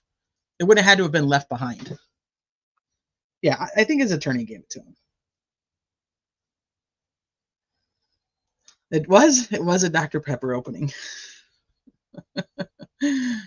Dr. Funny, oh, you're welcome. So I try to say, like, I'm somebody who likes to hear it read. I like to read it, and then I like to say it out loud. Like, I'm like all of the different learners. I don't know what that's called, but I absorb things so much better that way.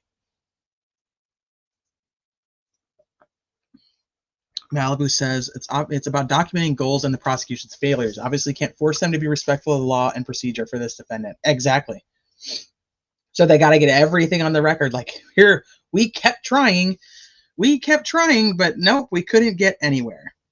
And I'm telling you, why are so many attorneys in the state of Indiana and outside the state of Indiana paying such close attention to what's happening? They know that there's something going on.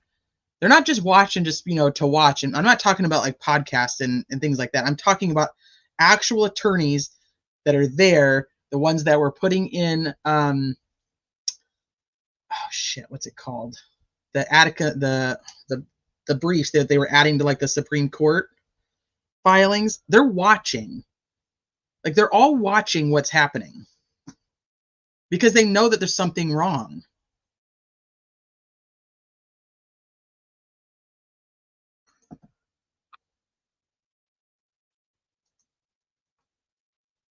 Susan, they always leave a copy with a list of items they took. Always. Yeah. But he had his actual probable cause affidavit for the search warrant. Because they are learning too. They're amicus briefs. I know. I don't know why I couldn't think of that word. It wasn't coming out of my mouth. Sometimes that's what my brain does. It's funky. The prosecution claims that it has turned over all the evidence and asserts in paragraph 5 that it has no idea why the defense cannot locate these documents. Stupid defense lawyers. They can't find anything. And that in order to locate the items to appease the defense, the state had to dive into 26 terabytes of information, often searching several files before the documents can be found. The defense posits this question. Poses this, I don't know. If it is complicated and time-consuming for the prosecution to dive into 26 terabytes of information and requires searching through several files before just a few documents or pieces of evidence can be found, and this is the prosecution's evidence, then how can the prosecution expect the defense to locate the items it seeks without assistance from the prosecution? The defense did not organize the discovery. The prosecution organized the discovery during the defense's first tenure on the case and then went and reorganized and formatted it for the defense's second tenure on the case. So they're like, we figured things out the first time, and then you give it back to us, and it's like a different puzzle. Same pieces, different puzzle. It's so frustrating. But the other part here is, I was talking about this the other day when we were talking about Nick's response. That's like Sleuthy's spreadsheets, which are super duper organized already. But if I can't find something, it's easier for me to ask her where she has it because she's the one who created it. She knows where it is. She knows why she put it where she put it. So it's way easier and less time consuming for me to go, hey, you know, where is this, than me trying to figure out exactly in her spreadsheet where she would have put it. Now imagine if it's just a disorganized mess, like my files over here. I can't find them, and then I got to try to give them to you. We all know how much longer that takes. You guys sit here while I do it sometimes. Hi, Travis. Hi, Blah. Does anyone know if RA worked the evening of the 13th or Kathy was home with him that night? I've heard different things about this. I've heard that he was actually off on Mondays. I've also heard that she came home later. There's nothing that actually proves that. So that's just, it's just what's been said. Wait, I don't know. Digital, because this in-your-face prosecutorial and judicial situation, in my opinion, that they are making a mockery of justice. Yeah. I just think it could be so much simpler, and it's like they want to make it hard. And I don't know why. Like, why do they want to make it so much harder? Richard Allen and his lawyers have only reached out to the prosecution after they had spent several hours searching for documents throughout the state of Indiana's convoluted, disorganized, and often untimely discovery days. Nick does not want him to say this in front of the jury. He's like, don't say anything mean about my discovery. With collective experience of over 70 years, Mr. Allen's attorneys have never experienced a situation where the prosecution has created such significant barriers to locating evidence while also misleading the defense concerning the existence of the evidence. Wherefore, Richard Allen, by counsel, files his reply to the state of Indiana's response and respectfully requests the court, 1, sanction the prosecution as previously requested in its motion to compel and motion for sanctions. Sanction the prosecution for providing false information in its response. Number 3, as a result of said sanctions, to order the prosecution to provide an itemized list of all documents, videos, recordings, and other evidence provided to Mr. Allen's attorneys and the location of each item. Yeah, that's never going to happen. Never going to happen. Like at the very beginning, thank you.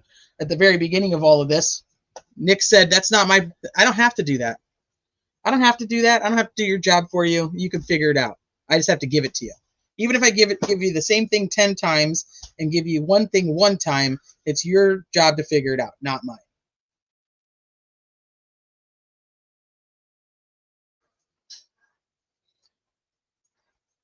Order the prosecution to explain misleading and false representations contained in its September 6, 2023 email, and for all other just and proper relief in the premises. Respectfully, the 3 attorneys. And he's not going to do that. And he shouldn't do that. I don't think that he should be overly organizing it to give to the defense, because that's part of the lawyer shenanigans, if you will, that they don't overly organize it and say, hey, here's everything just nice and in order. But what I don't understand is, how is his not nice and in order? So like, how fucked up is this whole thing going to be? This is where I'm like, oh my God, I'm really starting to feel like we might be walking into a shit show. So final thoughts on the motion to compel and request for sanctions is, I think we're going to see another response from Nick, and I don't think we're going to see a response from Goal anytime soon. Or is she just going to be like, denied, no hearing? And they've now spent how much time? We're talking, this is, I think, the 6th piece of this conversation of the back and forth, maybe 7 even, because the one had to get amended. So we're at least at 6. And we've not heard a fucking peep from Goal on any of it.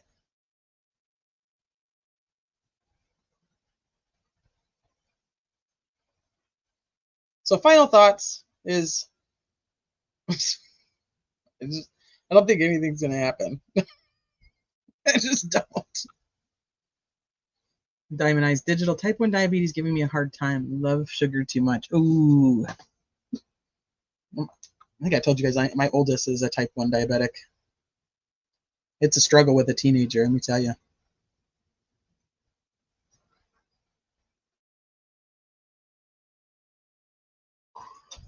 And she's too busy granting Nick's filings for Rushville Records. Well, the defense didn't oppose it, so they were like, "Yeah, go ahead and take it. Like, who cares? Like, it's not going to matter." But in the motion we read prior to this one, you see that they're talking more about like Todd Click, and here they talk about the disclosure of Todd Click's info. Well, if you go back to Nick's filing from yesterday, he doesn't care about any of that because he just wants them to not even be able to talk about Todd Click. Don't talk about Todd Click, nothing that Todd Click brings to the table, nothing about his investigation. We don't want to hear anything about it.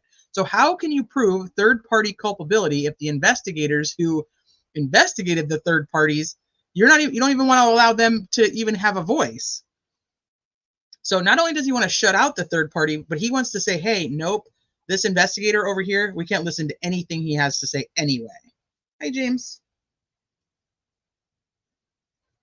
Final thoughts. BS all around.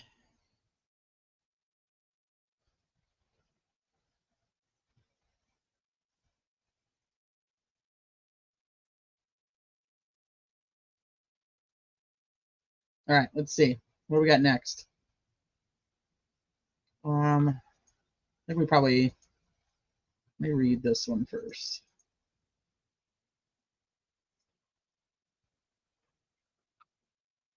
Okay, let's read, we'll read her email first.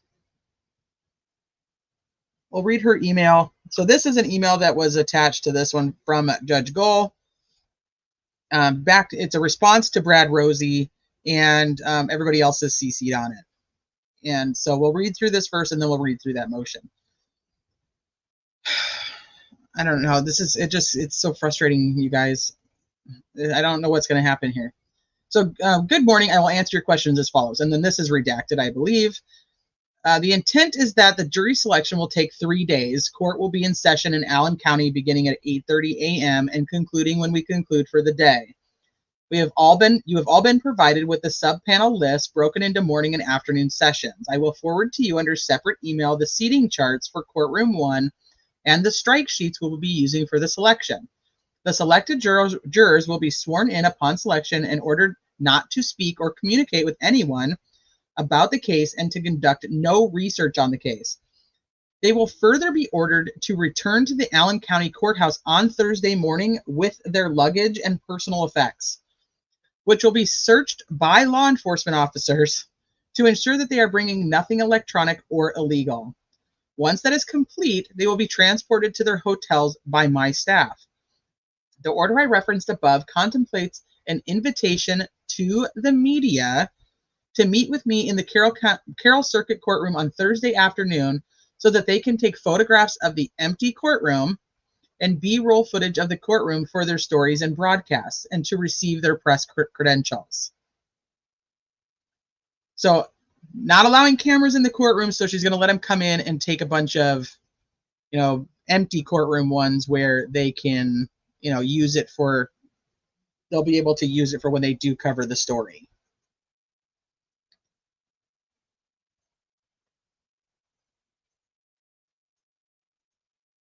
So then, I lost you guys on my tabs. She's high. Okay. I'll say that when I'm done reading it. This case was set as a speedy trial at the request of the defendant for May 13th to the 31st of 2024. That is the length of the trial, not more or less. When the order was issued, and this goes to a question many of you guys have had in chats on what happens if the trial's not over? Like, how does she end? Like, what does she do? Does she just keep going? Or, does she make them stop? Does she give them each a time limit, like in a civil trial? Or they have a certain amount of time?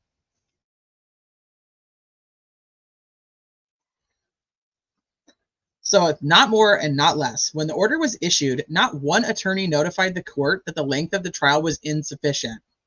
In fact, it is consistent with the previously scheduled length in January of 2024.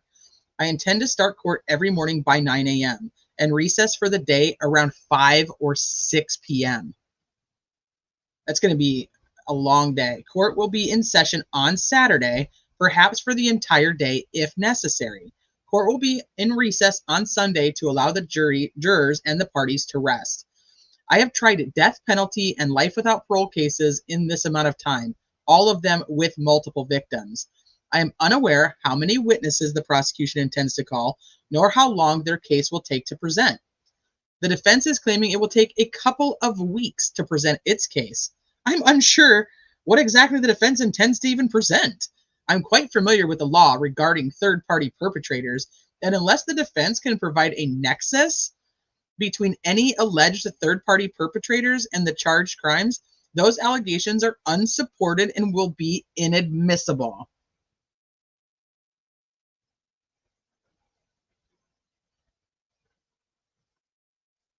She won't let them have a hearing to talk about any of these things. So she's like, I don't even know what you guys think you're doing. You don't know what you think you're doing. You don't really have anything to present. Like that. This is that sentence. I have no idea what the defense even intends to present. Seriously? You don't? Because I'm quite familiar with the law regarding the third-party perpetrators. And if I don't allow you to come in here and present me with any evidence, then it's unsupported and it's inadmissible. If I just pretend like you guys aren't putting all of this evidence together and I don't make any rulings on it, then ta-da! You can't use it. What? Oh, perfect. Okay. She's correct on the law. Well, yeah, she is correct. But the problem is that they're trying to get in front of her this information and she won't let them do it. She won't let them have a hearing. So how, I mean, is that, what are they supposed to do there?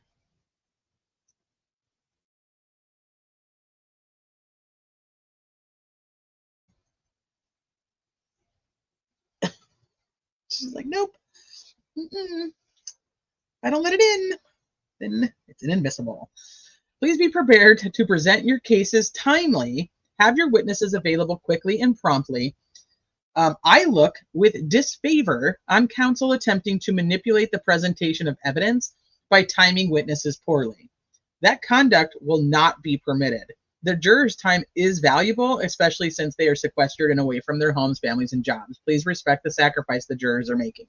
I actually completely agree with her on that, as long as it's on both sides. Well, I mean, this actually has to be directed at Nick because she doesn't think the defense is going to present anything. So this last paragraph has to go to Nick.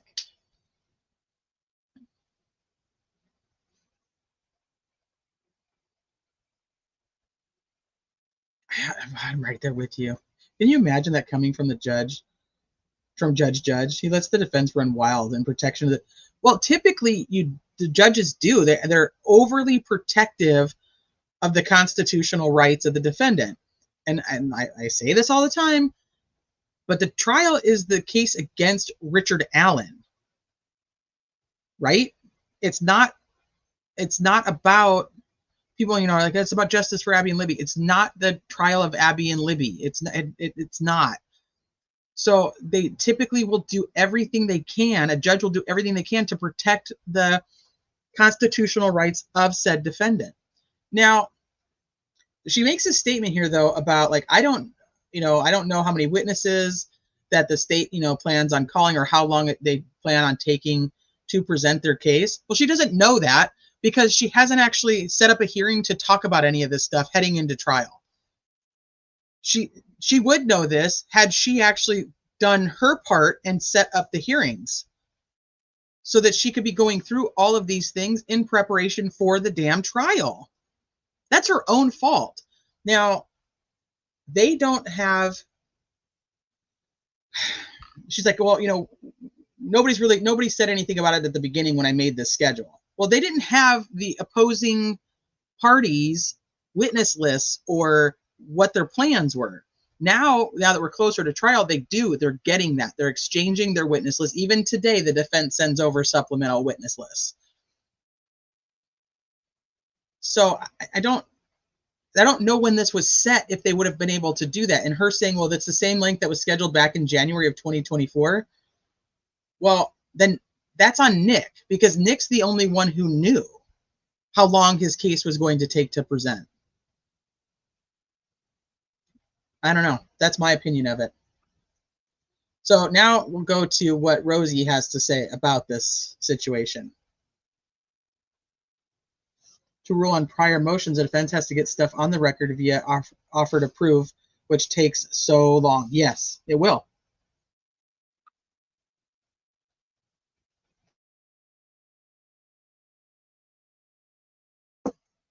I would go to RA, go for an interlocutory appeal, and once she denies it, for another original motion with Supreme Court.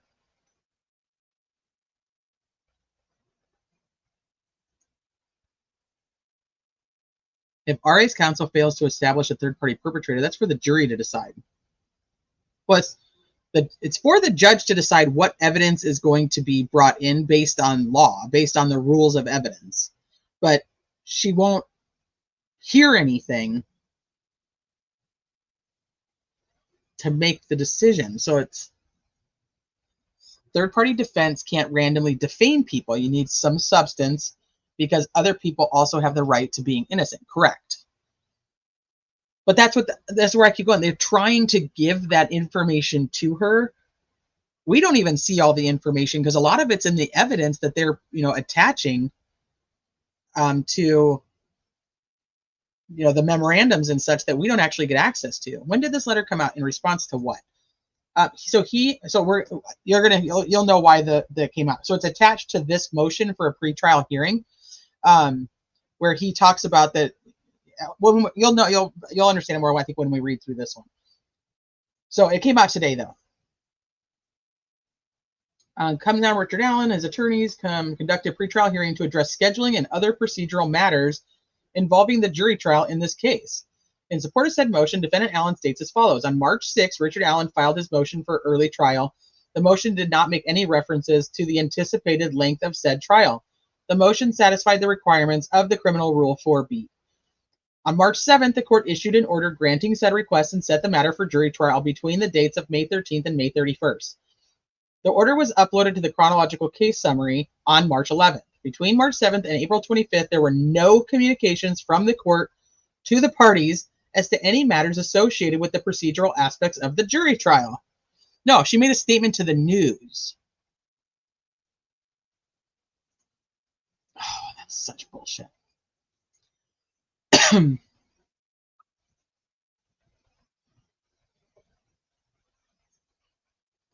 Hey, Jiu-Jitsu. Good to see him. They have an investigator on the case testifying to the involvement of third-party suspects. That doesn't qualify as legitimate third-party guilt defense. Nothing does. Well, if you go with what Nick is saying, Nick doesn't want Todd Click talked about. Can't even bring him up. Can't bring up his investigation. So then you kind of wipe that out. But they still have the deposition of Murphy. So that's also an interesting little side note that they didn't bring up Murphy. And the judges haranguing you and interfering with operating as a waste of the jury's time. Well, yeah, because this is going to go back to what the attorney said at the Supreme Court was it's just going to be a practice trial. I don't know. On April 25th, so last week, attorney Rosie reached out to the court via email to address housekeeping matters. Said email addressed issues including but not limited to the logistics associated with defendant Allen's attendance at the trial and the need for a working space in and or around the courthouse to store the defendant's trial materials. The email also requested that the defense be offered up a location in or around the courthouse to meet the defendant in a private and confidential setting. On April 28, 2024, the court responded via email to various requests and within said response admonished the parties that the trial schedule contains no flexibility, not more or less, as the court had not received any objections by the attorneys regarding the court's order of March 7th. So here in his footnote, he says, see attached partially redacted email from April 25th or April 28th at 11:15, which contains redacted information, communications above and beyond that which is relevant to this volume. So like the other stuff that she talked about, he took it out. The court further acknowledged that the court was unaware of how many witnesses the prosecution intends to call, nor on how long their case will take to present, and reaffirmed the schedule referenced above. The court also referenced that the defense claimed that it would take a couple of weeks to present its case, presumably referring to a phone conversation between the parties back in September or October of 2023. when Attorney Rosie confirmed with the court that the defense intended to try the case during and on the previously scheduled January of 2024 setting. So what he's saying is, hey, we did tell you, you're saying it's the same length of time that the January one was, but we told you back in September, October, before you kicked us off the case, that we wanted 2 weeks to present our case. Finally, the court acknowledged that the court was unaware of what exactly the defense intends to present, to which the defense would respond. Exculpatory evidence tending to show that Richard Allen is not guilty of the crimes for which he has been charged. Either way, the court's unawareness of the nature of the defense's presentation and the state's presentation would naturally be the catalyst for having pretrial discussions regarding scheduling and logistics. Like, hey, you know you don't know shit about what we're doing, so maybe you should schedule a hearing so you could figure out what the hell we're doing. Like, we should not be writing to you to ask you to book a hearing for us. You don't know what's happening. Maybe you should figure it out. It's so frustrating. Over the past several weeks, the parties have filed notices reflecting their exchanges of witness and exhibit lists. The state's original list contained 118 witnesses and approximately 93 exhibits. The defense's original list contained approximately 71 specifically referenced witnesses, not including several others that were referenced more generally as having been associated with various motions and memorandums filed by the defense. Supplemental lists have been filed by both parties, further expanding the volume of witnesses and exhibits. While there are some duplicated witnesses, there are many that are not. In fairness, the court is unaware of the details regarding these lists, because both parties have filed only notices with the court, just memorializing that they are, in fact, exchanging this information. This approach also assisted in maintaining some privacy with regard to those individuals who are going to be testifying at the trial in this cause. In addition to the raw amount of witnesses and exhibits that have been noticed up by each party, there exist logistical challenges. Knowing that defendant Allen will be transported to and from the trial significant distances each and every day, possibly as much as an hour and a half each way. The court confirmed this in its email to the parties on April 29th of 2023. In addition, defendant Allen's attorneys will be traveling from communities outside of Delphi. The court's instructions seem to suggest that the jurors will also be located outside of Delphi. So she's not going to have him brought in and staying at a jail nearby for them to be able to just transport him over easier. She's going to leave him in Wabash and have him transported every day to and from the courthouse.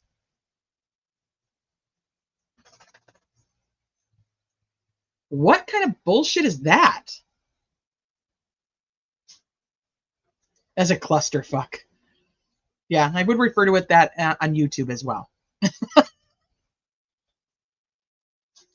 Why wouldn't they move Richard Allen to a court jail? I fucking don't know. I don't know that it's crazy. Why wouldn't they? She wants him transported back and forth. Talk about cost efficiency or lack thereof. Too close for Wabash. Oh, you think they're going to move him back to Westville?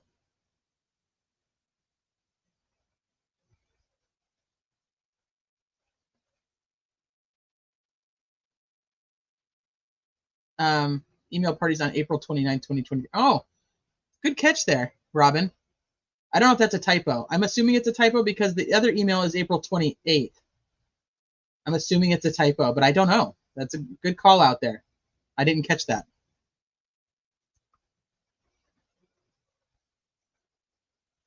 I mean, I don't know if they would have been talking about this, the logistics of this back in April of 2023, but maybe, I don't know.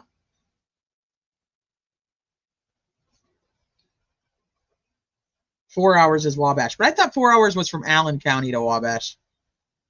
I don't know. I'd have to look at the map.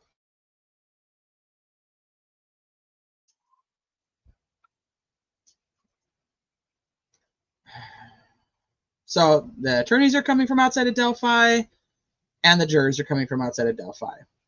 So there'll be additional challenges that cause delays in the trial, thereby consuming even more of the time allotted for the presentation of evidence. It is also noteworthy that the court has denied summarily almost every pre-trial challenge by the defense throughout this case. The net effect of these summary denials is that the defense will be required to introduce evidence by way of offers to prove and other procedural techniques in the absence of the jury. But during the course of the trial, this, of course, will cause further delays. So, anybody who was here when we read through like the motion to dismiss and the motion for contempt, and the attorneys would say, well, I'm at least going to do an offer to proof, so I can simply have it on the record. So she can tell them, she has the control over what evidence will and can come in, but they have the right to get it on the record.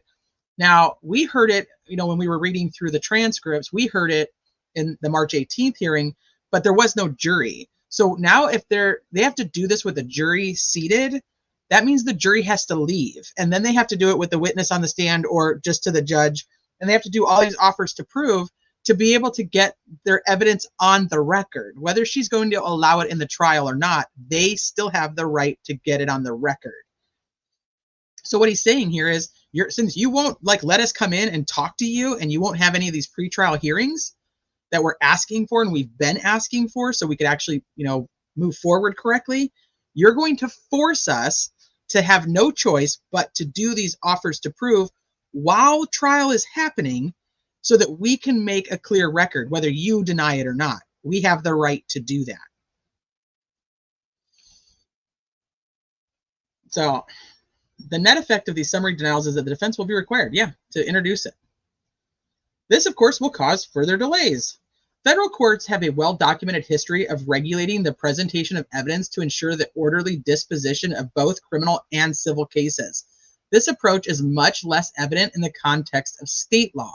Any existing case law addressing the court's inherent authority to regulate the presentation of evidence typically involves family law matters, not jury trials in criminal cases. Oh, grin for me. Thank you. Another one? We have no money for the defense experts, but Alan could take a 4-hour round trip daily for court. Wouldn't want him to miss his prison cell. Well, that's just crazy. So they're going to move him back to Westville then, I guess. I don't know. Is there another prison around there?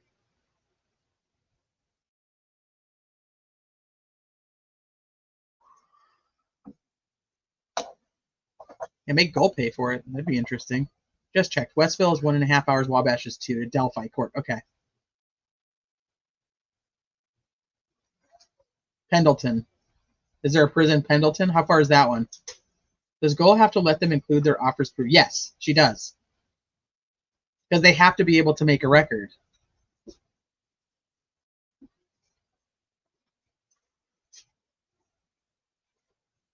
Still 1.5 hours away, though. Oh, okay.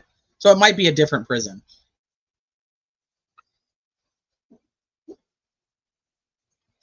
Too late on an appeal, almost impossible to get things swung around unless constitutional error or structural error. Osbrook is going to earn his money on this one. He's going to be busy. Absolutely. Leonard Amber. I'm not going to highlight it, but I find that funny. It's out of control at this point. Gold didn't care about the record when she went to No, she didn't care about the record. That's your Judge Boyce ends court at 3:30 during the Chad Daybell trial because they have motions every day. Well, and also, Chad Daybell's trial was set for 8 weeks.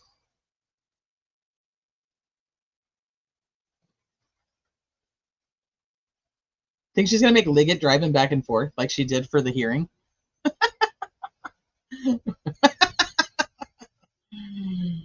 Oh, shit. Hi, Scotty. I heard the Motel 6 a block down the road is just as bad. Maybe they'll put him there. Oh, shit. I hope B&R read all 4 Frank's filings in court as an offer to proof. I don't know the requirements of Travis. That's probably a better question for you. Oh, yeah. Put him back in Westville, and they can just bring him with all the people that they're going to call. So dumb. Why is Hunting Evil not being allowed to comment? He can comment. What are you talking about? All that money they should be using to pay the defense and their experts, right? Nope. Instead, it's transport money. Can literally anyone explain why Gull is behaving this way? This is awful even for her, and I know she's had cases overturned before. what constitutes them the attorneys having the ability to do an offer to prove?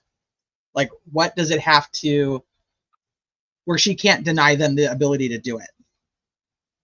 Like, they would not be able to sit there and read Frank's number 136 pages for an offer to prove. So, like, what would constitute them being able to do it? Hi, TNT.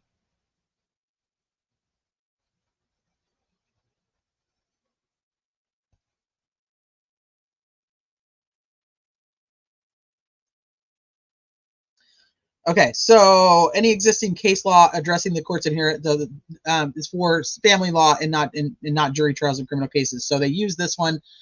For time limits to be reasonable and not arbitrary, a trial judge needs to review the case and consider the evidence each side intends to proffer. Generally, time limits should be imposed only after the court has made an informed analysis based on a review of the parties' proposed witness list and proffered testimony, as well as their estimates of trial time.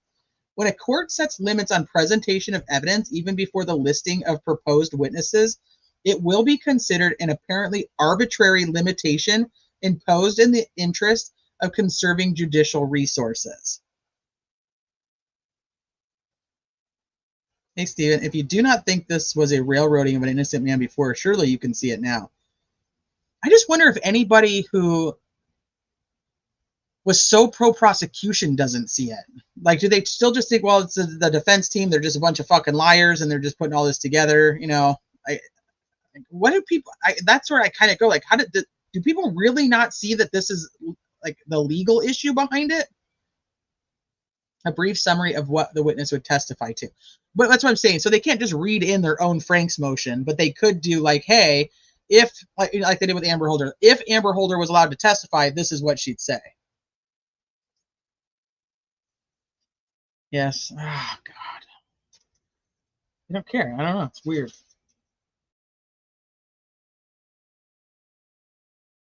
Thank you. Okay, so the primary goal in filing this motion is to ensure that the court has set aside adequate time for defendant Allen to present a comprehensive and meaningful defense consistent with his rights under the Sixth Amendment of the United States Constitution. The defense has no control over the manner or methodology of the state's presentation of evidence, including the length of said presentation, which under the current scheduling regimen could consume the entirety of the May 2023 trial setting. So essentially, if the state is going to take 2 weeks to present their case, what happens?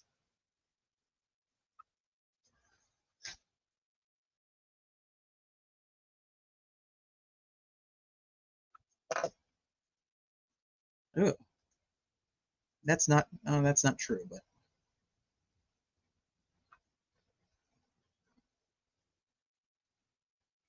she's just going to say it's too bad, so sad, don't no defense for you.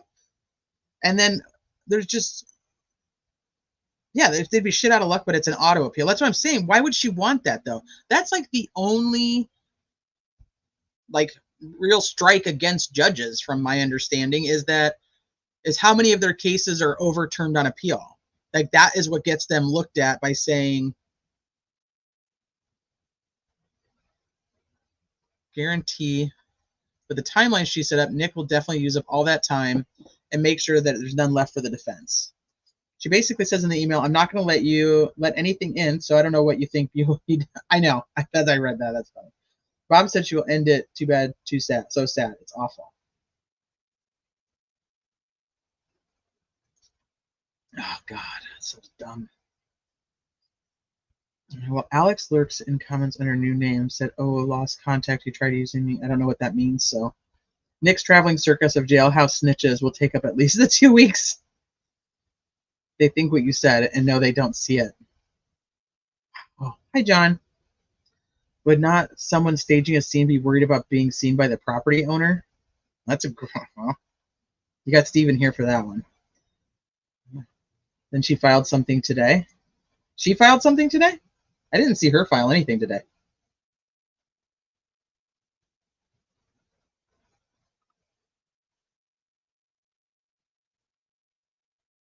The defense starts calling witnesses and court says you have 1 day to put your case on. That's exactly right. State spreads it out, leaves you no time.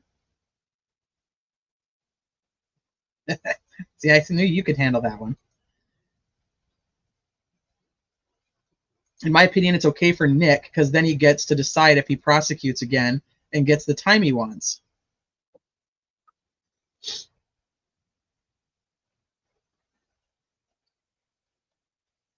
Miami Correctional Facility on former grounds of Grissom, Bunker Hill, AFB outside Peru, and fairly close to Delphi. I don't know if they have facilities to house already. Well, there's jails all around there that should be able to house him.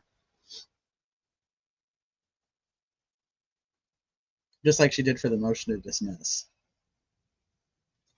There you go, Travis. Travis, have you seen this before? I think Travis was saying something earlier that he's actually been through something like this before. And then what did you do in your circumstance, Travis, when this happened to you?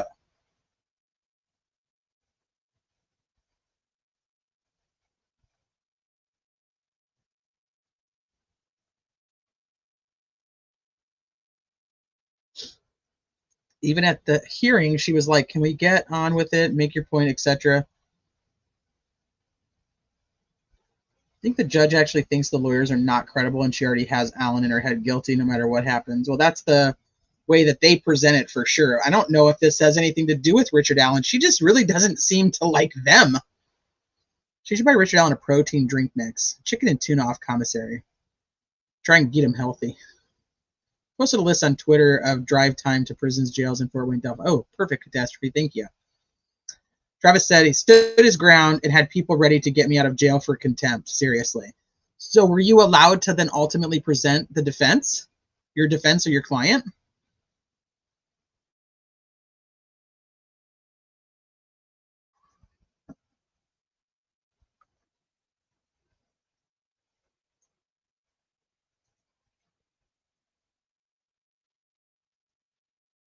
Okay, let me see. Where were we at? So defendant Allen seeks equity in the amount of time offered up to present his case. As referenced above, the state could easily exhaust the entirety of the 2.5-week trial, excluding jury selection, thereby leaving the defense with very little to no time to present its case. There would also be very little time for rebuttal on either side, to the extent that it is necessary. The court's approach to such a rigid trial schedule infringes upon defendant Allen's Sixth Amendment rights and underscores the need for the court to conduct a scheduling hearing regarding the trial. This case does not present itself to the court as a case the first impression, at least not from a scheduling standpoint. Your Honor previously presided over the case of State versus Bob Leonard in 2016. That trial consisted of approximately 34 days of testimony with nearly 140 witnesses. The defense sees similarities between the volume of witnesses and therefore believes this case may require a similar amount of time. To the extent any references were made back in September or October of 2023 regarding the potential length of a trial, those references would have occurred prior to this court disqualifying the defense team. The delay caused by said disqualification has resulted in the creation of additional discovery, which has in turn resulted in the need for additional time to present defendant Allen's defense. And it's for these reasons that the defense requests a pretrial hearing to discuss scheduling issues associated with the trial, secure the appropriate amount of time for trial for defendant Allen to present a full and comprehensive defense, and to address any other pretrial matters that may be necessary to ensure a just and speedy disposition of this cause. So essentially, give us the damn hearing so we can figure out what the hell we're going to do. 1960. Now I let court know what the defense is going to take. Number of experts, witnesses. I'm going to need 7 days, 7 trial days. If I need 5, I represent cops on bail, so I have much more pushback. Oh. Nick doesn't have any evidence, but he does have 748 witnesses.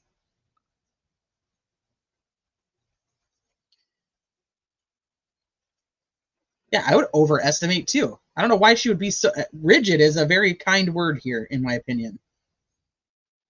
So Vernoga says, Travis, can judges be criminally prosecuted for grave abuse of judicial rights resulting in a defendant's death?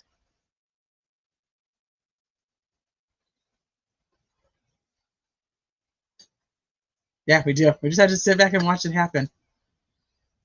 I think that's why, like, with all of these filings today, I was like, man, I don't even know what we're doing. I don't even know what's going to happen. Gold's going to sit on herself by the time this is over with, I think.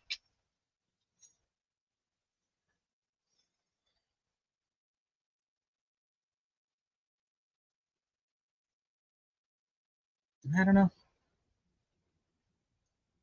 Okay, so that was the email. Let me see. So this is from Nick. So this was the next filing. I think I'm probably going to read it last. I'll read it last. We'll get through all the defense ones, and then we'll go to his. So we'll do the defendant's response to the filing from yesterday, actually.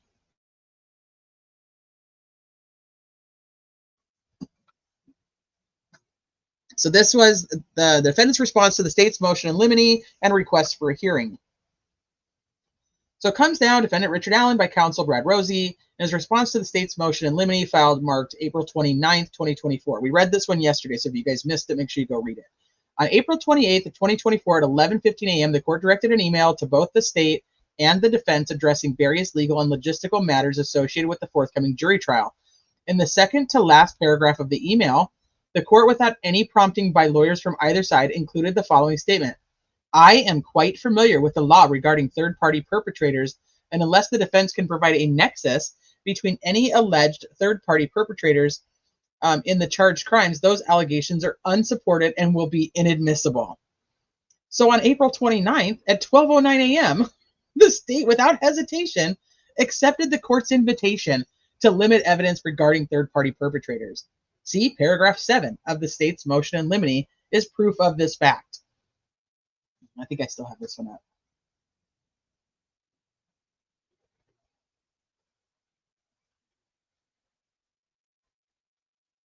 Maybe I do. Maybe I closed it.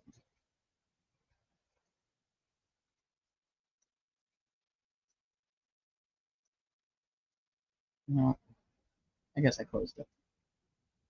No, here. I didn't. See paragraph 7.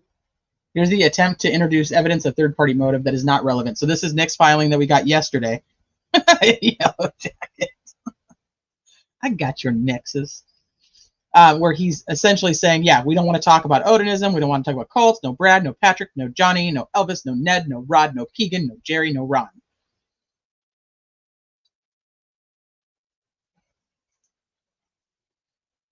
So see paragraph 7 of his motion. The court has established a pattern of summarily denying pretrial evidentiary motions filed by the defense throughout this case.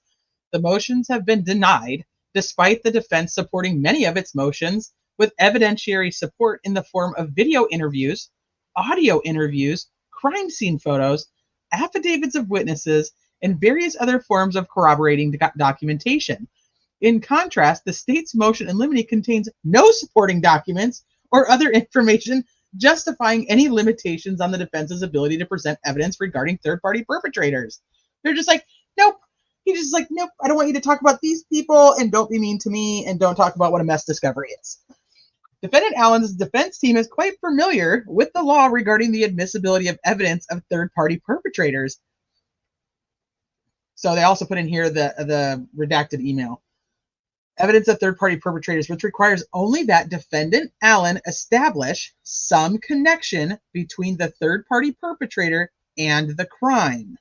The court must balance defendant Allen's Sixth Amendment right to present a defense with the state's desire to limit such evidence. The defense has spent the better part of a year conducting discovery, seeking out exculpatory evidence from the state, and developing credible defense-related theories which the defense intends to present to the jury in this case. The state of Indiana has sought out no assistance from the court in an attempt to limit this discovery process. In fact, the defense has conducted numerous depositions involving third-party perpetrators without the state seeking any orders of protection or orders limiting the discovery process. And Nick said that. Nick was like, we didn't go through and pick and choose. We just gave him everything.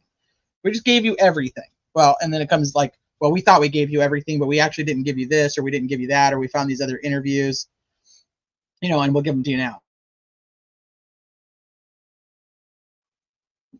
So the defense anticipates that its trial presentation will include somewhere between 1 to 2 dozen witnesses, 12 to 24 witnesses, that will provide relevant and credible information for the jury regarding the culpability of third-party perpetrators.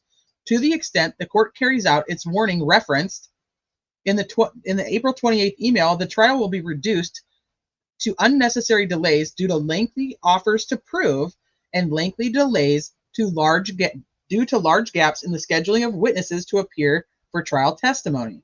The absence of any articulated and reasoned legal guidance from the court in advance of the trial would promote the lack of judicial economy throughout the proceedings.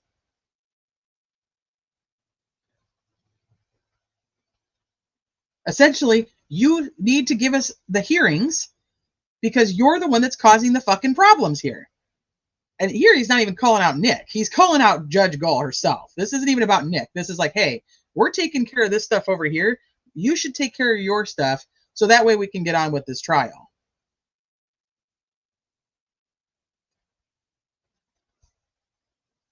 Well, I don't know if they've been talking. I mean, what they're saying, he was CC'd on that email. So that's what she says in the email. And so as soon as she says it in the email, he goes, ooh, it like takes it like a personal message to him. And he's like, ooh, I'm going to write something up about this right now and make sure that, you know, there's a motion saying that I didn't want any of these people in, or I didn't want any of these names said.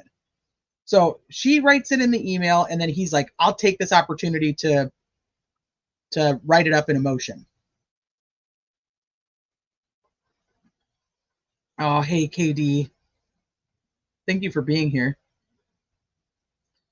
Fake Fairy. Wow, just tuning in, bro. I was trying to go to bed. Now there's too much. Can't go to bed yet.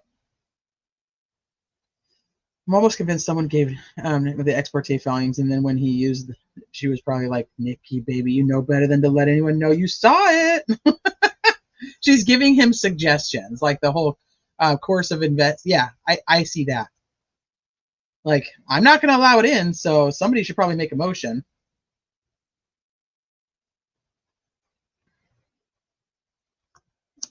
I just don't know why she hasn't had these hearings. It's like weird. We were saying that a month ago. Like, we're 6 weeks from trial, and there's still nothing on the books.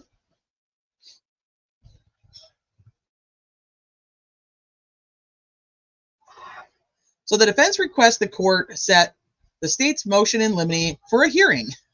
Look, the defense is like, let's do this in a hearing. It's not even my motion, but let's do the prosecutor's motion in a hearing. Let's do anything in a hearing. Let's just get in front of the judge for a full day during the week beginning May 6, 2024, at which time the parties would be entitled to present evidence regarding admissibility of third-party perpetrator evidence. The approach to the business of jurisprudence would assist in clarifying the nature and scope of the evidence to be admitted at trial, which would benefit both parties, the court and the jury. In its motion in limine, the state requested to limit evidence regarding several other matters. The defense's response to each request for limiting instructions is as follows. Paragraph 1. State requests relief from any comments about counsel for the state that constitutes a personal attack on the attorney for the state of comments on the role of the state's attorney. Said request is unsupported by and specific facts or allegations and therefore should be denied. The attorneys, including counsel for the state, are bound by rules of professional conduct, and that's both. It's both sides. So the state like they're not going to go in there and be like, McClelland's a big meanie jerk. The state seeks to limit the defense from comments which constitute the personal opinion of defense counsel about any evidence, witness, outcome, or penalty. The state provides no specific facts or documentation supporting its request for limiting instruction. The request is unsupported and therefore should be denied.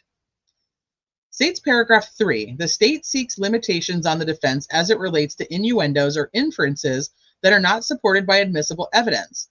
The request is overly broad, unsupported by factual allegations, and therefore it should be denied. This is what we were talking about yesterday when we read through this, was that he just like put out like a blanket like Hail Mary of don't talk about any of these things and we'll be fine. Instead of like, hey, you know, Todd Click can't talk about this because of this reason, or you can't talk about Brad Holder because of this reason, like, and giving supporting reasons on why each person or what can and can't be talked about. He's just like, nope, don't even bring him up. So the state seeks to limit the defense's ability to conduct voir dire through the introduction of substantive issues, in this case, to the jury pool. The state provides no specific references to what substantive issues should be limited. The request is overbroad, unsupported by any specific facts, and therefore should be denied. Well, now we know that he wrote that motion limiting at like 12 o'clock in the morning. Bob acted like it was normal. Well, okay, the motion in limine is normal. It's just the Sleuthy, how did you say it yesterday? That because I could not word this correctly. The motions are normal. Them asking for these things to be done and not be done, it is. I mean, that's just, it's very common. It's just, it's Nick's words that are just not. It's how he does it.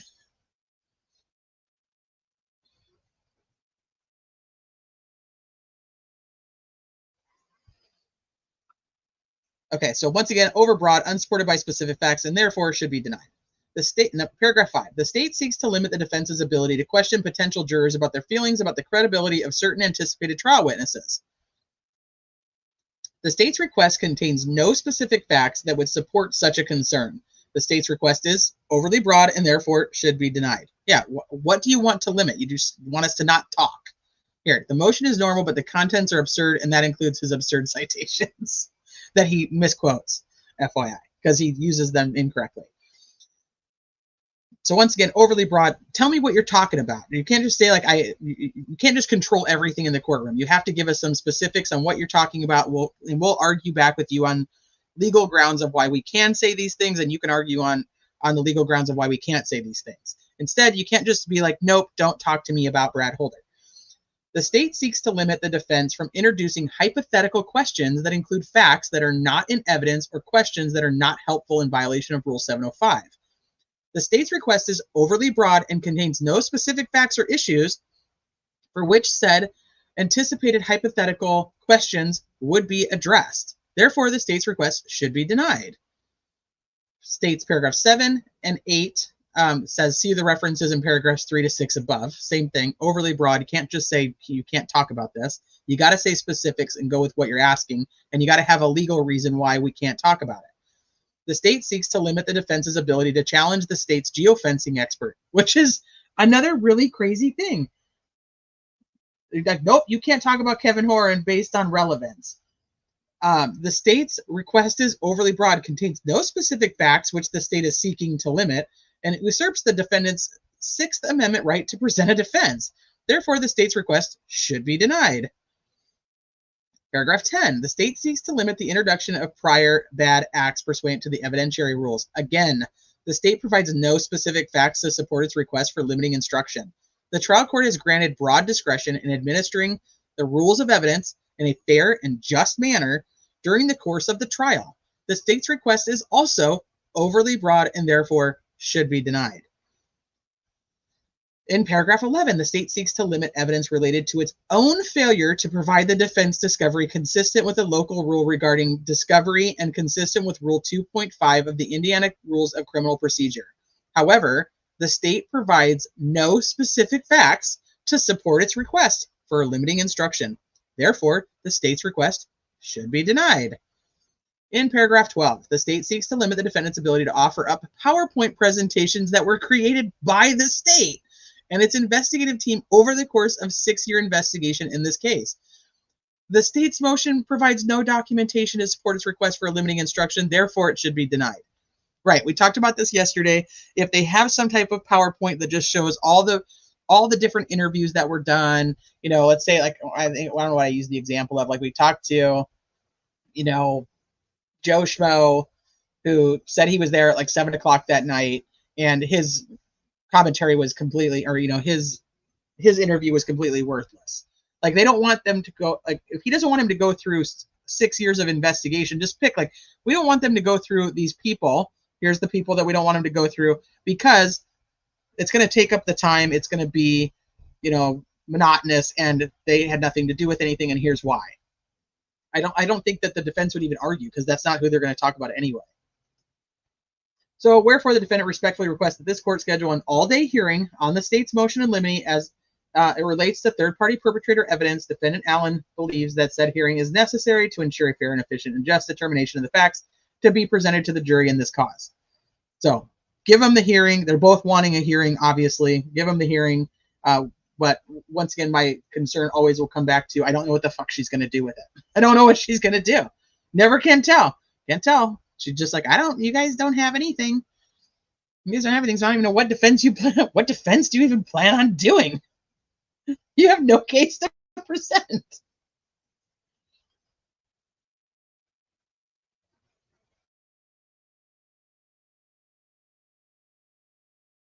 Me remembering why I wasn't going to follow this case, it enrages me. Those girls deserve so much better.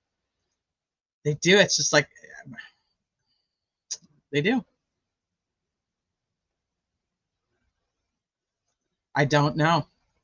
I don't know, because we have no idea what's going to happen at trial. We have no idea what's going to be said, how they're going to act.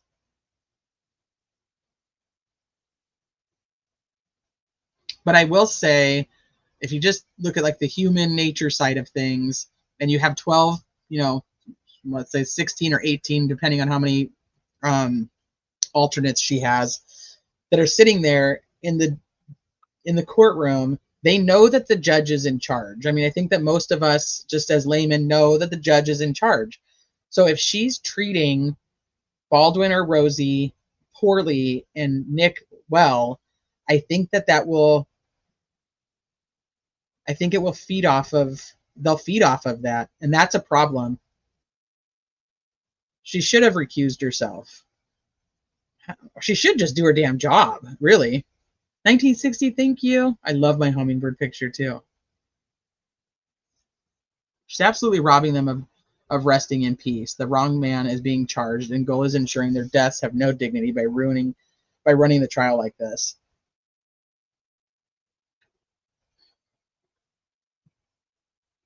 I just want her to do her job. I just want to know if he's the right guy. I just want to know that he's the right guy.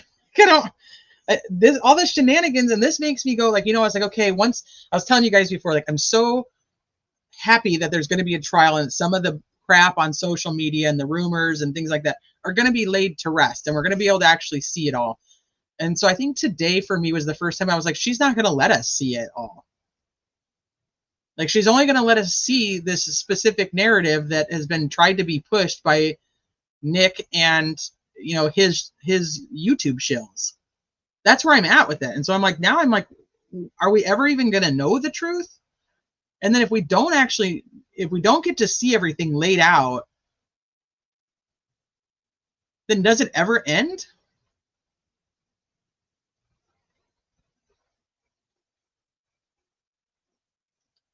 I mean, she doesn't even want us to see what she's going to allow, because she's not even allowing cameras in there, which is surprising, because she doesn't think the defense should have a right to put on a case anyway. She's like, you guys don't even have anything that's admissible.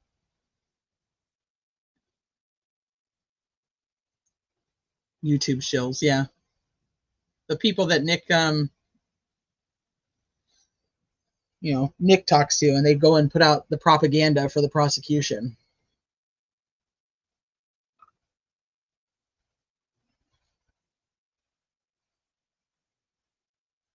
Media will be allowed in, but they won't have electronics, so it won't even get like live tweets. We won't get anything. We're just going to get what they take down as notes. And I'll tell you, from me and Sleuthy going through everybody's channels that went there and taking notes of their notes and trying to compile them for just one day of a hearing was such, they did a good job. I mean, I think ultimately we ended up knowing most of what was going to be in the transcripts when we got them. I don't want to do that every day. I don't either. Hard pass. Judge Boyce fought against cameras, but Chad Daybell wanted them, and since he's the defendant, where can I get a copy of that so I can attach it to my letter to the governor and the AG? What do you need a copy of, love? No, you can get transcripts, but you won't get them that same day. So we're not going to see it until way later.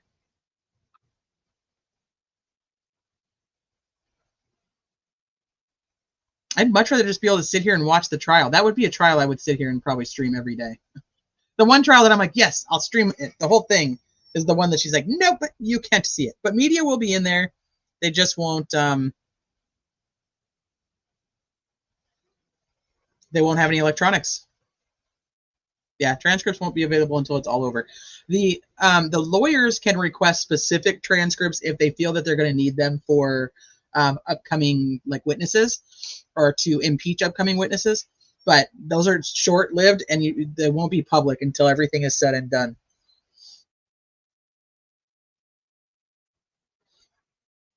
I know, it would be so much better. Alan wants them, yeah, but she don't care what they want. Richard Allen has requested cameras.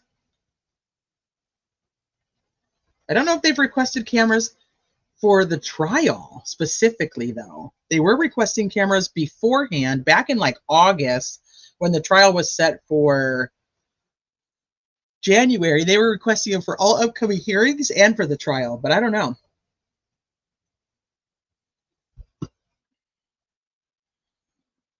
Get a press pass. Well, she says she's going to hand out press passes on Thursday. So I don't even know if I could even get one based on that, because she's going to hand out probably a certain amount on Thursday, and that's going to be it. And I won't be there then.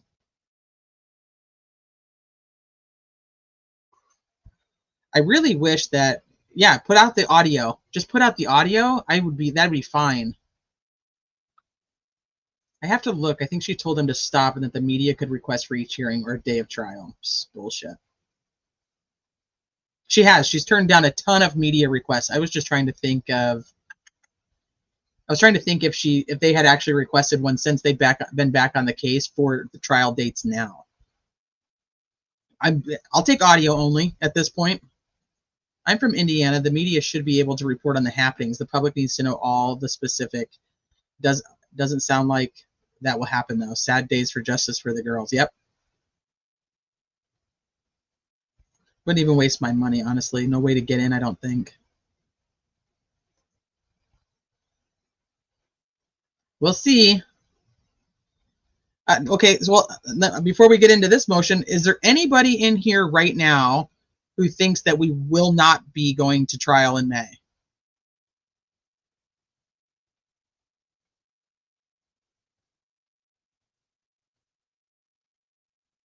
I doubt it. I doubt they'll have an overflow room.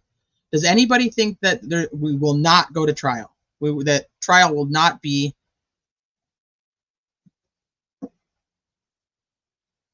You think it won't be in May? JC Creations? You think we're going? I have a spy pen.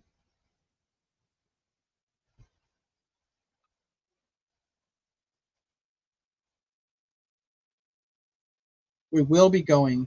The defense might have to postpone. Nope, not a trial. Should we do a poll? All right, hold on. Let me pull up the chat. I'll pull it up. We'll do a poll. It's time for a poll. Will trial start in May 2024? Yes and no. All right, let's see what you guys say. It's time for a poll.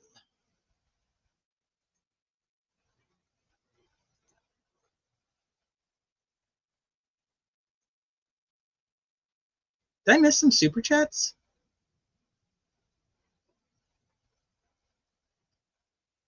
Well, that's weird because it's not on my StreamYard, but when I went over here to do the poll, Mother of Dragons, did I miss your super sticker? That's weird. Mother of Dragons, I'm so sorry. Thank you for your super sticker. Why wasn't that on my StreamYard?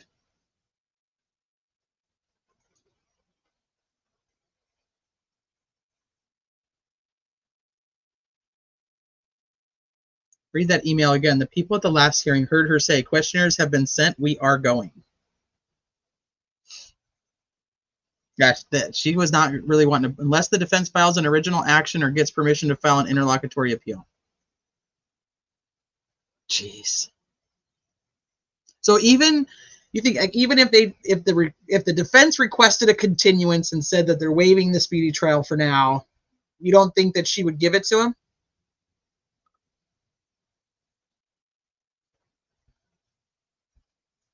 Let's see. Let's see what the polls got going on.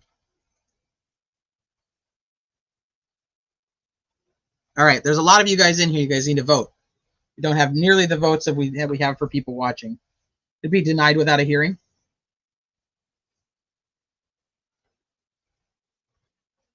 I think that the defense, and my feeling about these motions, is that they're trying to get her to use it against the state and then push the trial out.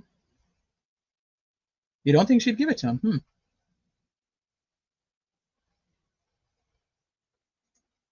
I live in Europe, so I don't know. Is Indiana a blue or a red state? I feel like politics will play a major role in this. I think Indiana's red. Somebody can tell me, though. Somebody will say in here. I think they're red. Flower Girl says they needed the phone to plant the alibis, create the bridge guy photo, etc.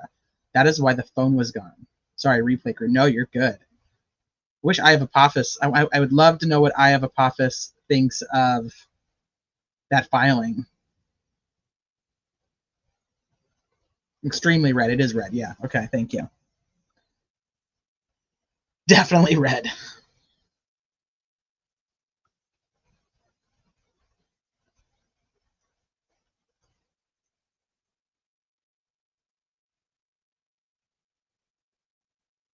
Florida and Texas, because we're smaller, were the first to show red for presidents. Florida's like the back and forth state, though. No, Texas is definitely red. Idaho's red. California's blue. Red state, blue judge. Oh, that's funny. All right, let's see. All right, votes are still coming in. I'll leave it up for just a little bit. We'll go through this motion, and then we'll go back to the poll. Somebody make sure I don't forget the polls going on.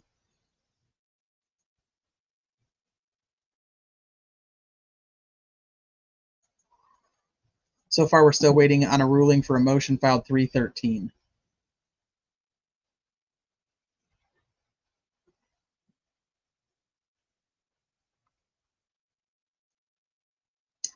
Okay, so this is the one from Nick that came out today.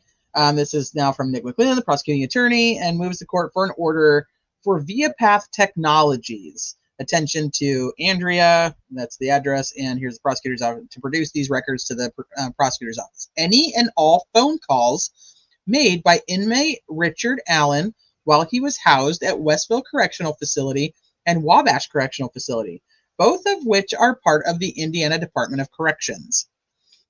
After Richard Allen's arrest in October 2022, he was transported to the Indiana Department of Corrections for safekeeping pending trial. He's been housed in the Indiana Department of Corrections since November 3rd of 2022. He began his stay at the Westville Correctional Facility and has now been moved to the Wabash Valley Correctional Facility. And we still, the public, have never been told why he was moved in the darkness of night, and nobody knew. During his incarceration, Richard Allen made several phone calls from two facilities. During some of those phone calls, he made statements that the state intend to use at trial as evidence in this case.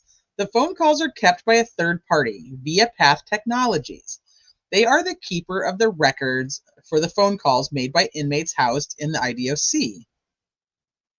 Based on this information, the state has filed a motion for leave to obtain the records. The state is requesting the phone calls made by Richard Allen during his incarceration in the IDOC from November 3rd until present, specified in the attached subpoena.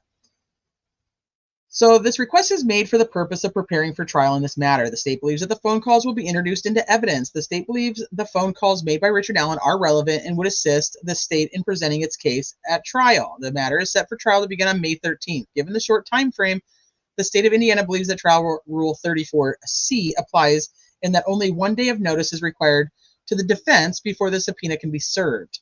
The state of Indiana has been in contact with the defense about the phone calls. The parties have had discussions about stipulating to the phone calls. However, to date, the state has not heard back from the defense as to whether they will stipulate or not.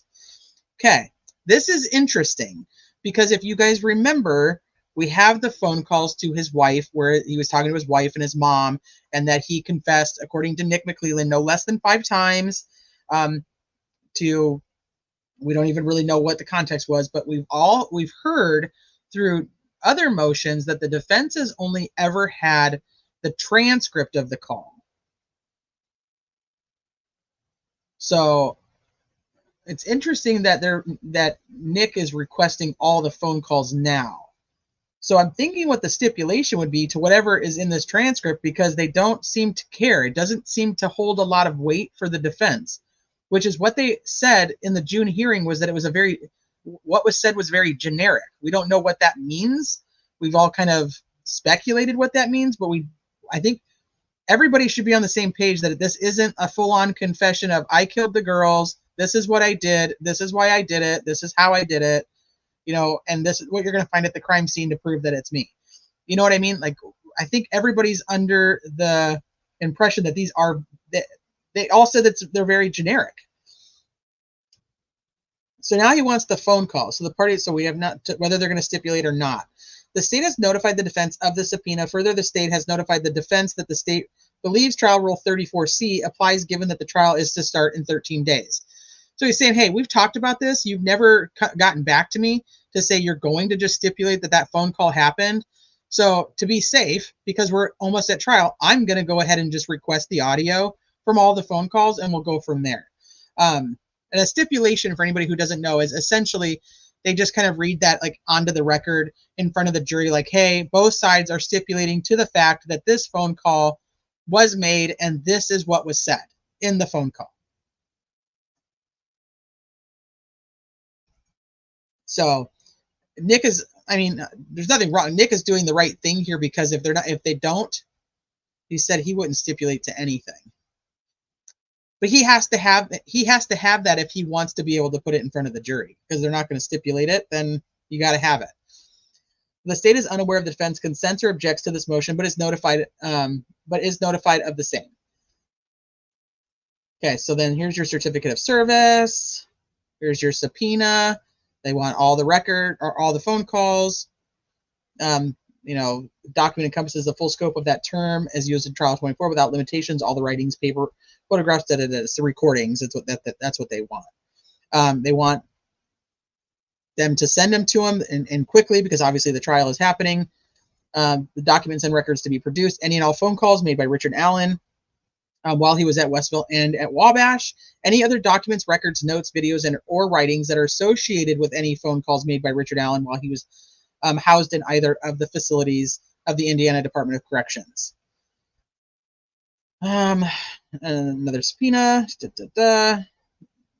And then he just has the pre-made, here it is, the affidavit of the custodian of records, so they can just sign off on it and send it. It's called this is recorded, blah blah blah. Yeah, doesn't the state get the phone calls automatically? I think some places, but apparently they have a third-party company that does it there. I know that other trials I've listened to, like the state actually has the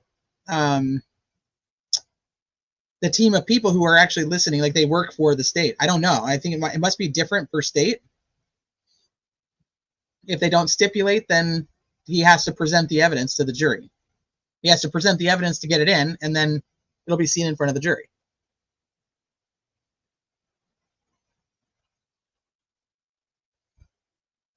Guess I should say I'm an indie again. Was here from age 4 to 28 and back last year.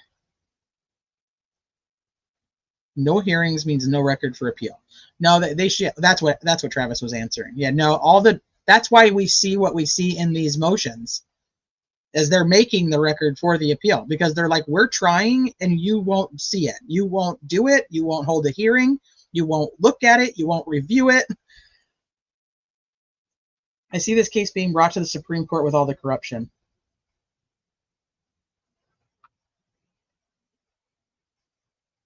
I don't know. I was talking to somebody today, and we were talking about that, if it would go back to the Supreme Court at this point. I don't know enough about what would constitute them to be able to file something to get it back to the Supreme Court. Maybe Travis can help with that. That's not something I'm overly aware of, on what they would be able to file at this point to get it in front of the Supreme Court.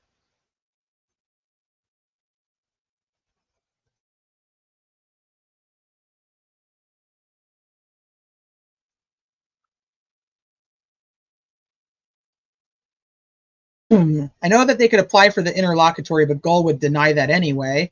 And then then they could go to the Supreme Court after that. I don't know. If people can't see what's really going on here, they're a lost cause. It cannot be any more obvious. I think Gull gets orders from way up to do whatever needs to be done from way up. That's fucking scary. If that would, I mean, if that is happening, like how scary is that in our judicial system? The whole state is flooded with corruption. I feel like it's gotten so bad since COVID. Indiana leaders really took the power and never let it go. Larnard Amber wants to know, Travis, if he dies waiting for it to go to the Supreme Court, can it still go to the Supreme Court? His life is now at stake too. It has been, but now we're really seeing it.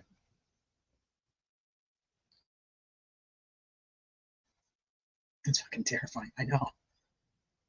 Are they making the play that he confessed? How do they not have this already?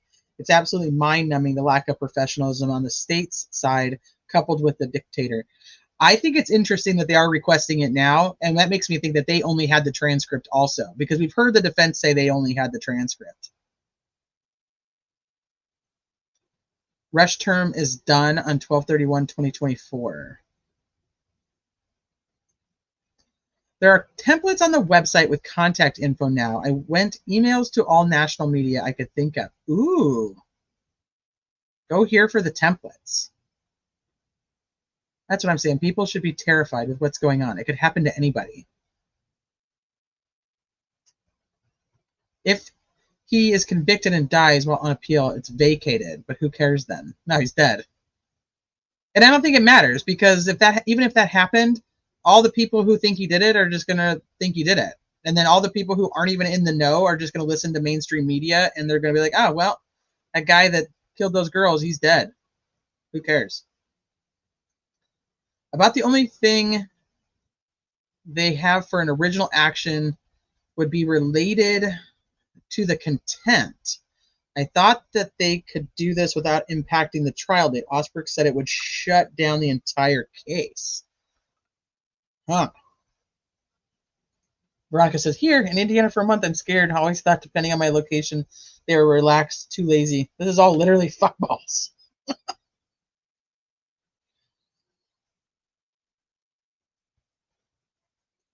If this, oh, Christine, thank you. If the state intends to use the calls as evidence in trial, the records must be certified copies. I agree, that's why they'll do, but someone asked what happens if he dies. Yeah, I know. Shockingly, the few people I spoke to, they have no clue what's happening in the courts. That's very common. I think because we live in a world where this is so, I mean, we talk about it almost every single day. Other people don't live in this world. Like they don't see all of this. Means nothing to them. That's why I always like, I don't know how they're going to get a fair trial. I'm like, there's people who don't give two shits about any of this going on that are going to get called, and they're not going to know anything. They may know, like, oh yeah, I saw the news when the guy was arrested, or yeah, I remember the news when they went missing. And they just don't know. It's very common. Like I remember when I was covering like the Watts case, and a few friends of mine had gone to Colorado, and they were like I don't know if you guys followed the Watts case, but they were actually in the same Lazy Dog restaurant that Chris was in, and this was like a huge deal. And the people who had worked there at the time didn't have a clue that any of it was even important. They didn't know who any of the people were. And I was like, what? They worked in the same damn restaurant.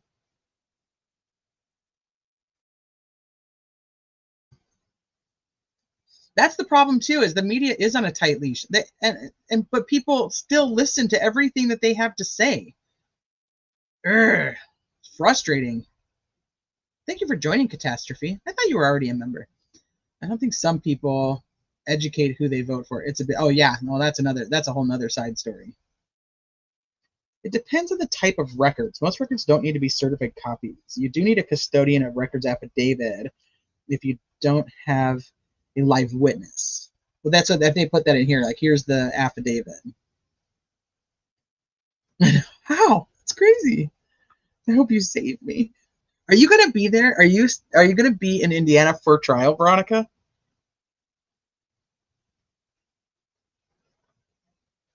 The new law said it's up to the judge. Yeah. But here's the weird thing is from everything that I've read and been talking to you guys about, the Carroll County Courthouse actually has cameras. Like they're already there. Like she just has to turn them on.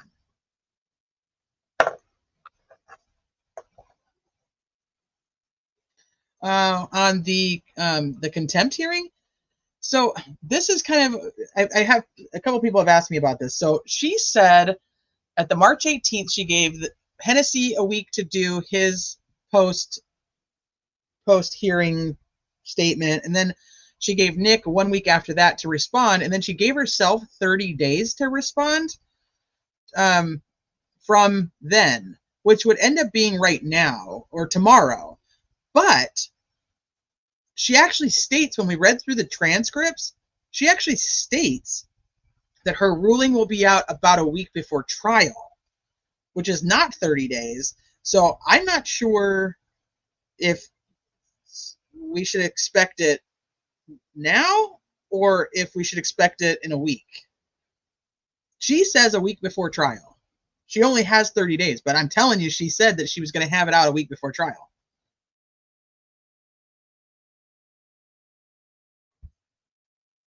When is pre-trial? You're so funny. What pre-trial? She's just dumb. Yeah, it's technically it should be out tomorrow, but I don't know if we'll see it tomorrow. Nothing happens if she doesn't because she's Judge Gull. Travis trivia. The reference to not over until the fat lady sings is the phrase refers to the Valkyrie, Brunhilde, who sings the final section of Wagner's opera Göttingen. I don't know how to say that. The last part of his, hold on, where's the rest of his ring cycle. Brunhilde is traditionally portrayed as a very buxom lady, and her farewell scene lasts almost 20 minutes. It's 20 minutes. It takes her 20 minutes? Dang, I guess that's maybe so that all the people, yeah, Brunhilde. But I don't know how to say the other word. This Gutenberg thing, whatever that was. I don't know how to say that. The one that starts with the Gutterdammerung. I don't know how to say that. Put Liggett in charge of the camera. If it's supposed to be off, he'll turn it on. Digital. The ring cycle is all based on Odin. Ooh. I didn't know that. Put Mullen in charge of it. Put any one of them in charge of it. We get Broomhilda on the defense team. Shit, I'm over here just knocking stuff over.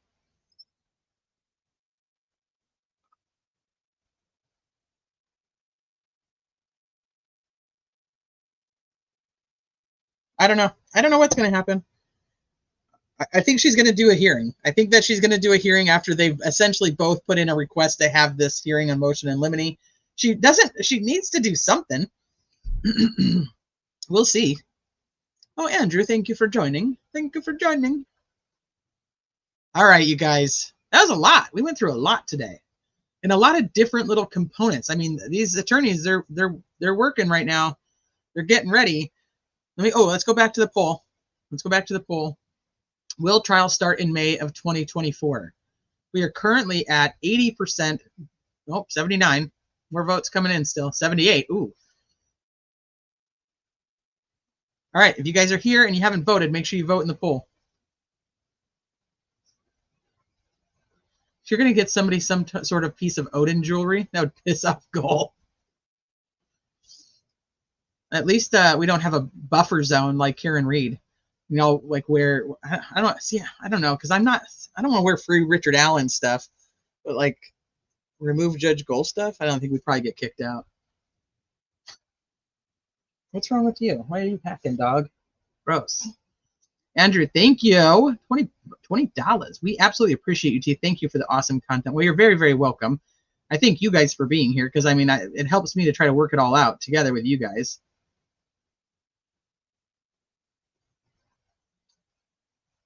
Will the guy with the Odin tattoo testify? Probably. No. Dr. Fonda, could you imagine that he's sitting on the stand with his Odin tattoo? Oh my gosh. That would be incredible. And then the defense is like, so. When are we going to talk about Karen Reed? Oh shit, we need to do that. When do you want to? Yeah, the first 2 days I'm already just there's so much to talk about. I hate when they do these two major trials together. Dr. Bonnet, thank you for the super sticker. I appreciate it. And they ask what's on his face. I know. So, what's on your what you got there? What's going on with your face? You got a little something on your eye. I don't know if you knew it was there. Because they're not allowed to bring up Odin. Ooh, you know what? Maybe they could bring up Norse paganism, because remember he says in his affidavit that he's was it him or was it the other guard? One of them says like I'm not an Odin. I am practice Norse paganism. When did you get that? When did you get the little tattoo? You got a little something right there, right next to your eye. All right, let me end this poll real quick. So we're ending it with 77% of you think that we will have a trial in May. 23% say no trial in May. I don't know. Today's probably the first day that I'm like, I don't know. Vince is like, so we can't say your name, but can we ask you about this? He's like, well, what's what? That's what. ASP would be great. No court tomorrow. I think I may transcribe testimony. I don't think it'll be that hard. Ooh. All right, let's shoot for tomorrow. I don't know what. I hate that we don't know what's coming out in this damn thing, because I feel like I can't. It's like you can't miss a day. What's my vote? Up until today, I would have absolutely voted we're going to trial in May. I think I'm probably just with you guys. I'm probably 77% that we're going to trial in May. Day read talk stream. Yeah, if they're not, there's no court at all tomorrow for them. That kind of sucks. I'm telling you, the ruling on contempt will likely be out tomorrow. I think you give her a lot of credit, Sleuthy. A daytime stream? What? We could probably pull it off. All right, let's plan tomorrow. Let's do a Karen Reed first 2 days of trial. I think it's already going so well. I'm just like sucked in. I guess I didn't hear that the dude Reed trial schedule is garbage. Well, at least they're not going from 9 to 6, including Saturdays. Is jury selection public? She did say in her, and that's ironically, she seems to care more about the jury selection than she cares about anything else, because she's already put out the order for jury selection, and in her email, one full paragraph is just about the jurors. It's gonna be May. Yeah, tomorrow. I'm going to get on here and I'm like, it's gonna be May. I bet she hates vibrato now. No court and half days on Tuesdays and Thursdays? I thought it was just Tuesdays. How the hell did I miss that? All right, we'll do Reed tomorrow. And then if I have to do, I can do Delphi and Reed. I'm good. I just have to schedule my life better. That's better than 2 full days a week and 2 days of only 3 hours. It's like Auntie Bev doesn't want to work. Is that because she has other hearings that she's still doing? Roxanne, what did Roxanne ask? Roxanne, can you provide the all case number for the case? It's required to submit a judicial complaint. Just the case number? I'm so immature, I can't hold them. No, that's probably why we get along so well. Because it's her county. All right, yeah, so let's do that. Sleuthy and I'll do a Karen Reed stream. All right, you want me to wait for you to get the case number for her? I'll wait just a minute. Is there a local paper in Delphi? Well, they had the Carroll County Comet, and then they shut it down, but I think it's still got online. You want to see about a full page ad? Check out Carroll County Comet. That's the one that Debbie Lowe worked for, but I know she still does. Pharaoh's Tribune in Logansport, that's another one. But the Comet, I don't know if I think they're just online now. I don't think they actually have a printed version anymore. Here you go. Here's your cause number. Her county is Allen County, correct? Yay, a Karen stream. Her voters are from Fort Wayne. Being that her email address was listed, we should clog her inbox with requests to allow cameras for this trial. Well, she'll just stick them on the docket. I don't think that, I mean, people have already been sending her, and the Hoosiers have been sending her emails like, hey, it's our state. We want to be able to see it. We think it should be open. She doesn't care.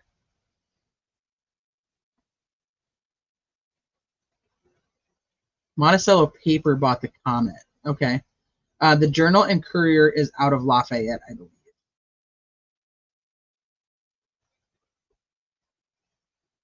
Okay, so you got, here's your case number. This is the Richard Allen case number. All right, I think we're all set. So thank you guys. I appreciate you guys for being here. I dated a Carol from turns out she was on work release. God damn, Scotty.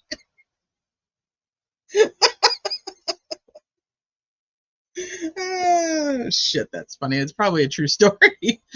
All right. Thank you guys for being here. I know that you guys have thousands of other places you can spend your time, but yet you choose to spend your time here hanging out with me. I appreciate each and every single one of you, those who have come in the beginning, those who have stayed the whole time, and those who are here at the end, and those on replay. So, all right, tomorrow we're going to do a Karen Reed stream and possibly a Delphi, depending on what comes out, and we'll go from there. So have a good one. Go enjoy the rest of your Tuesday, and I will see you mañana.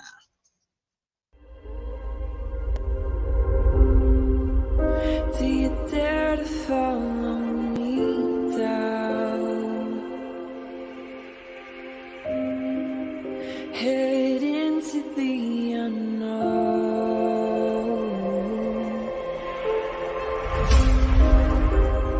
Down the rabbit hole.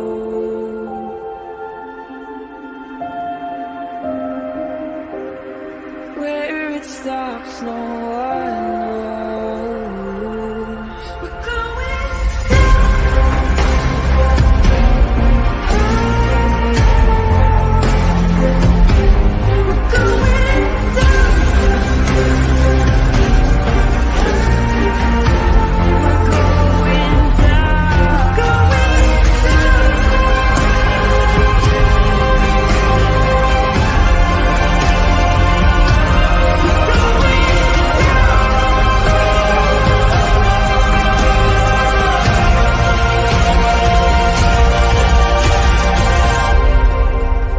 Do you dare to follow me down? Head into the unknown.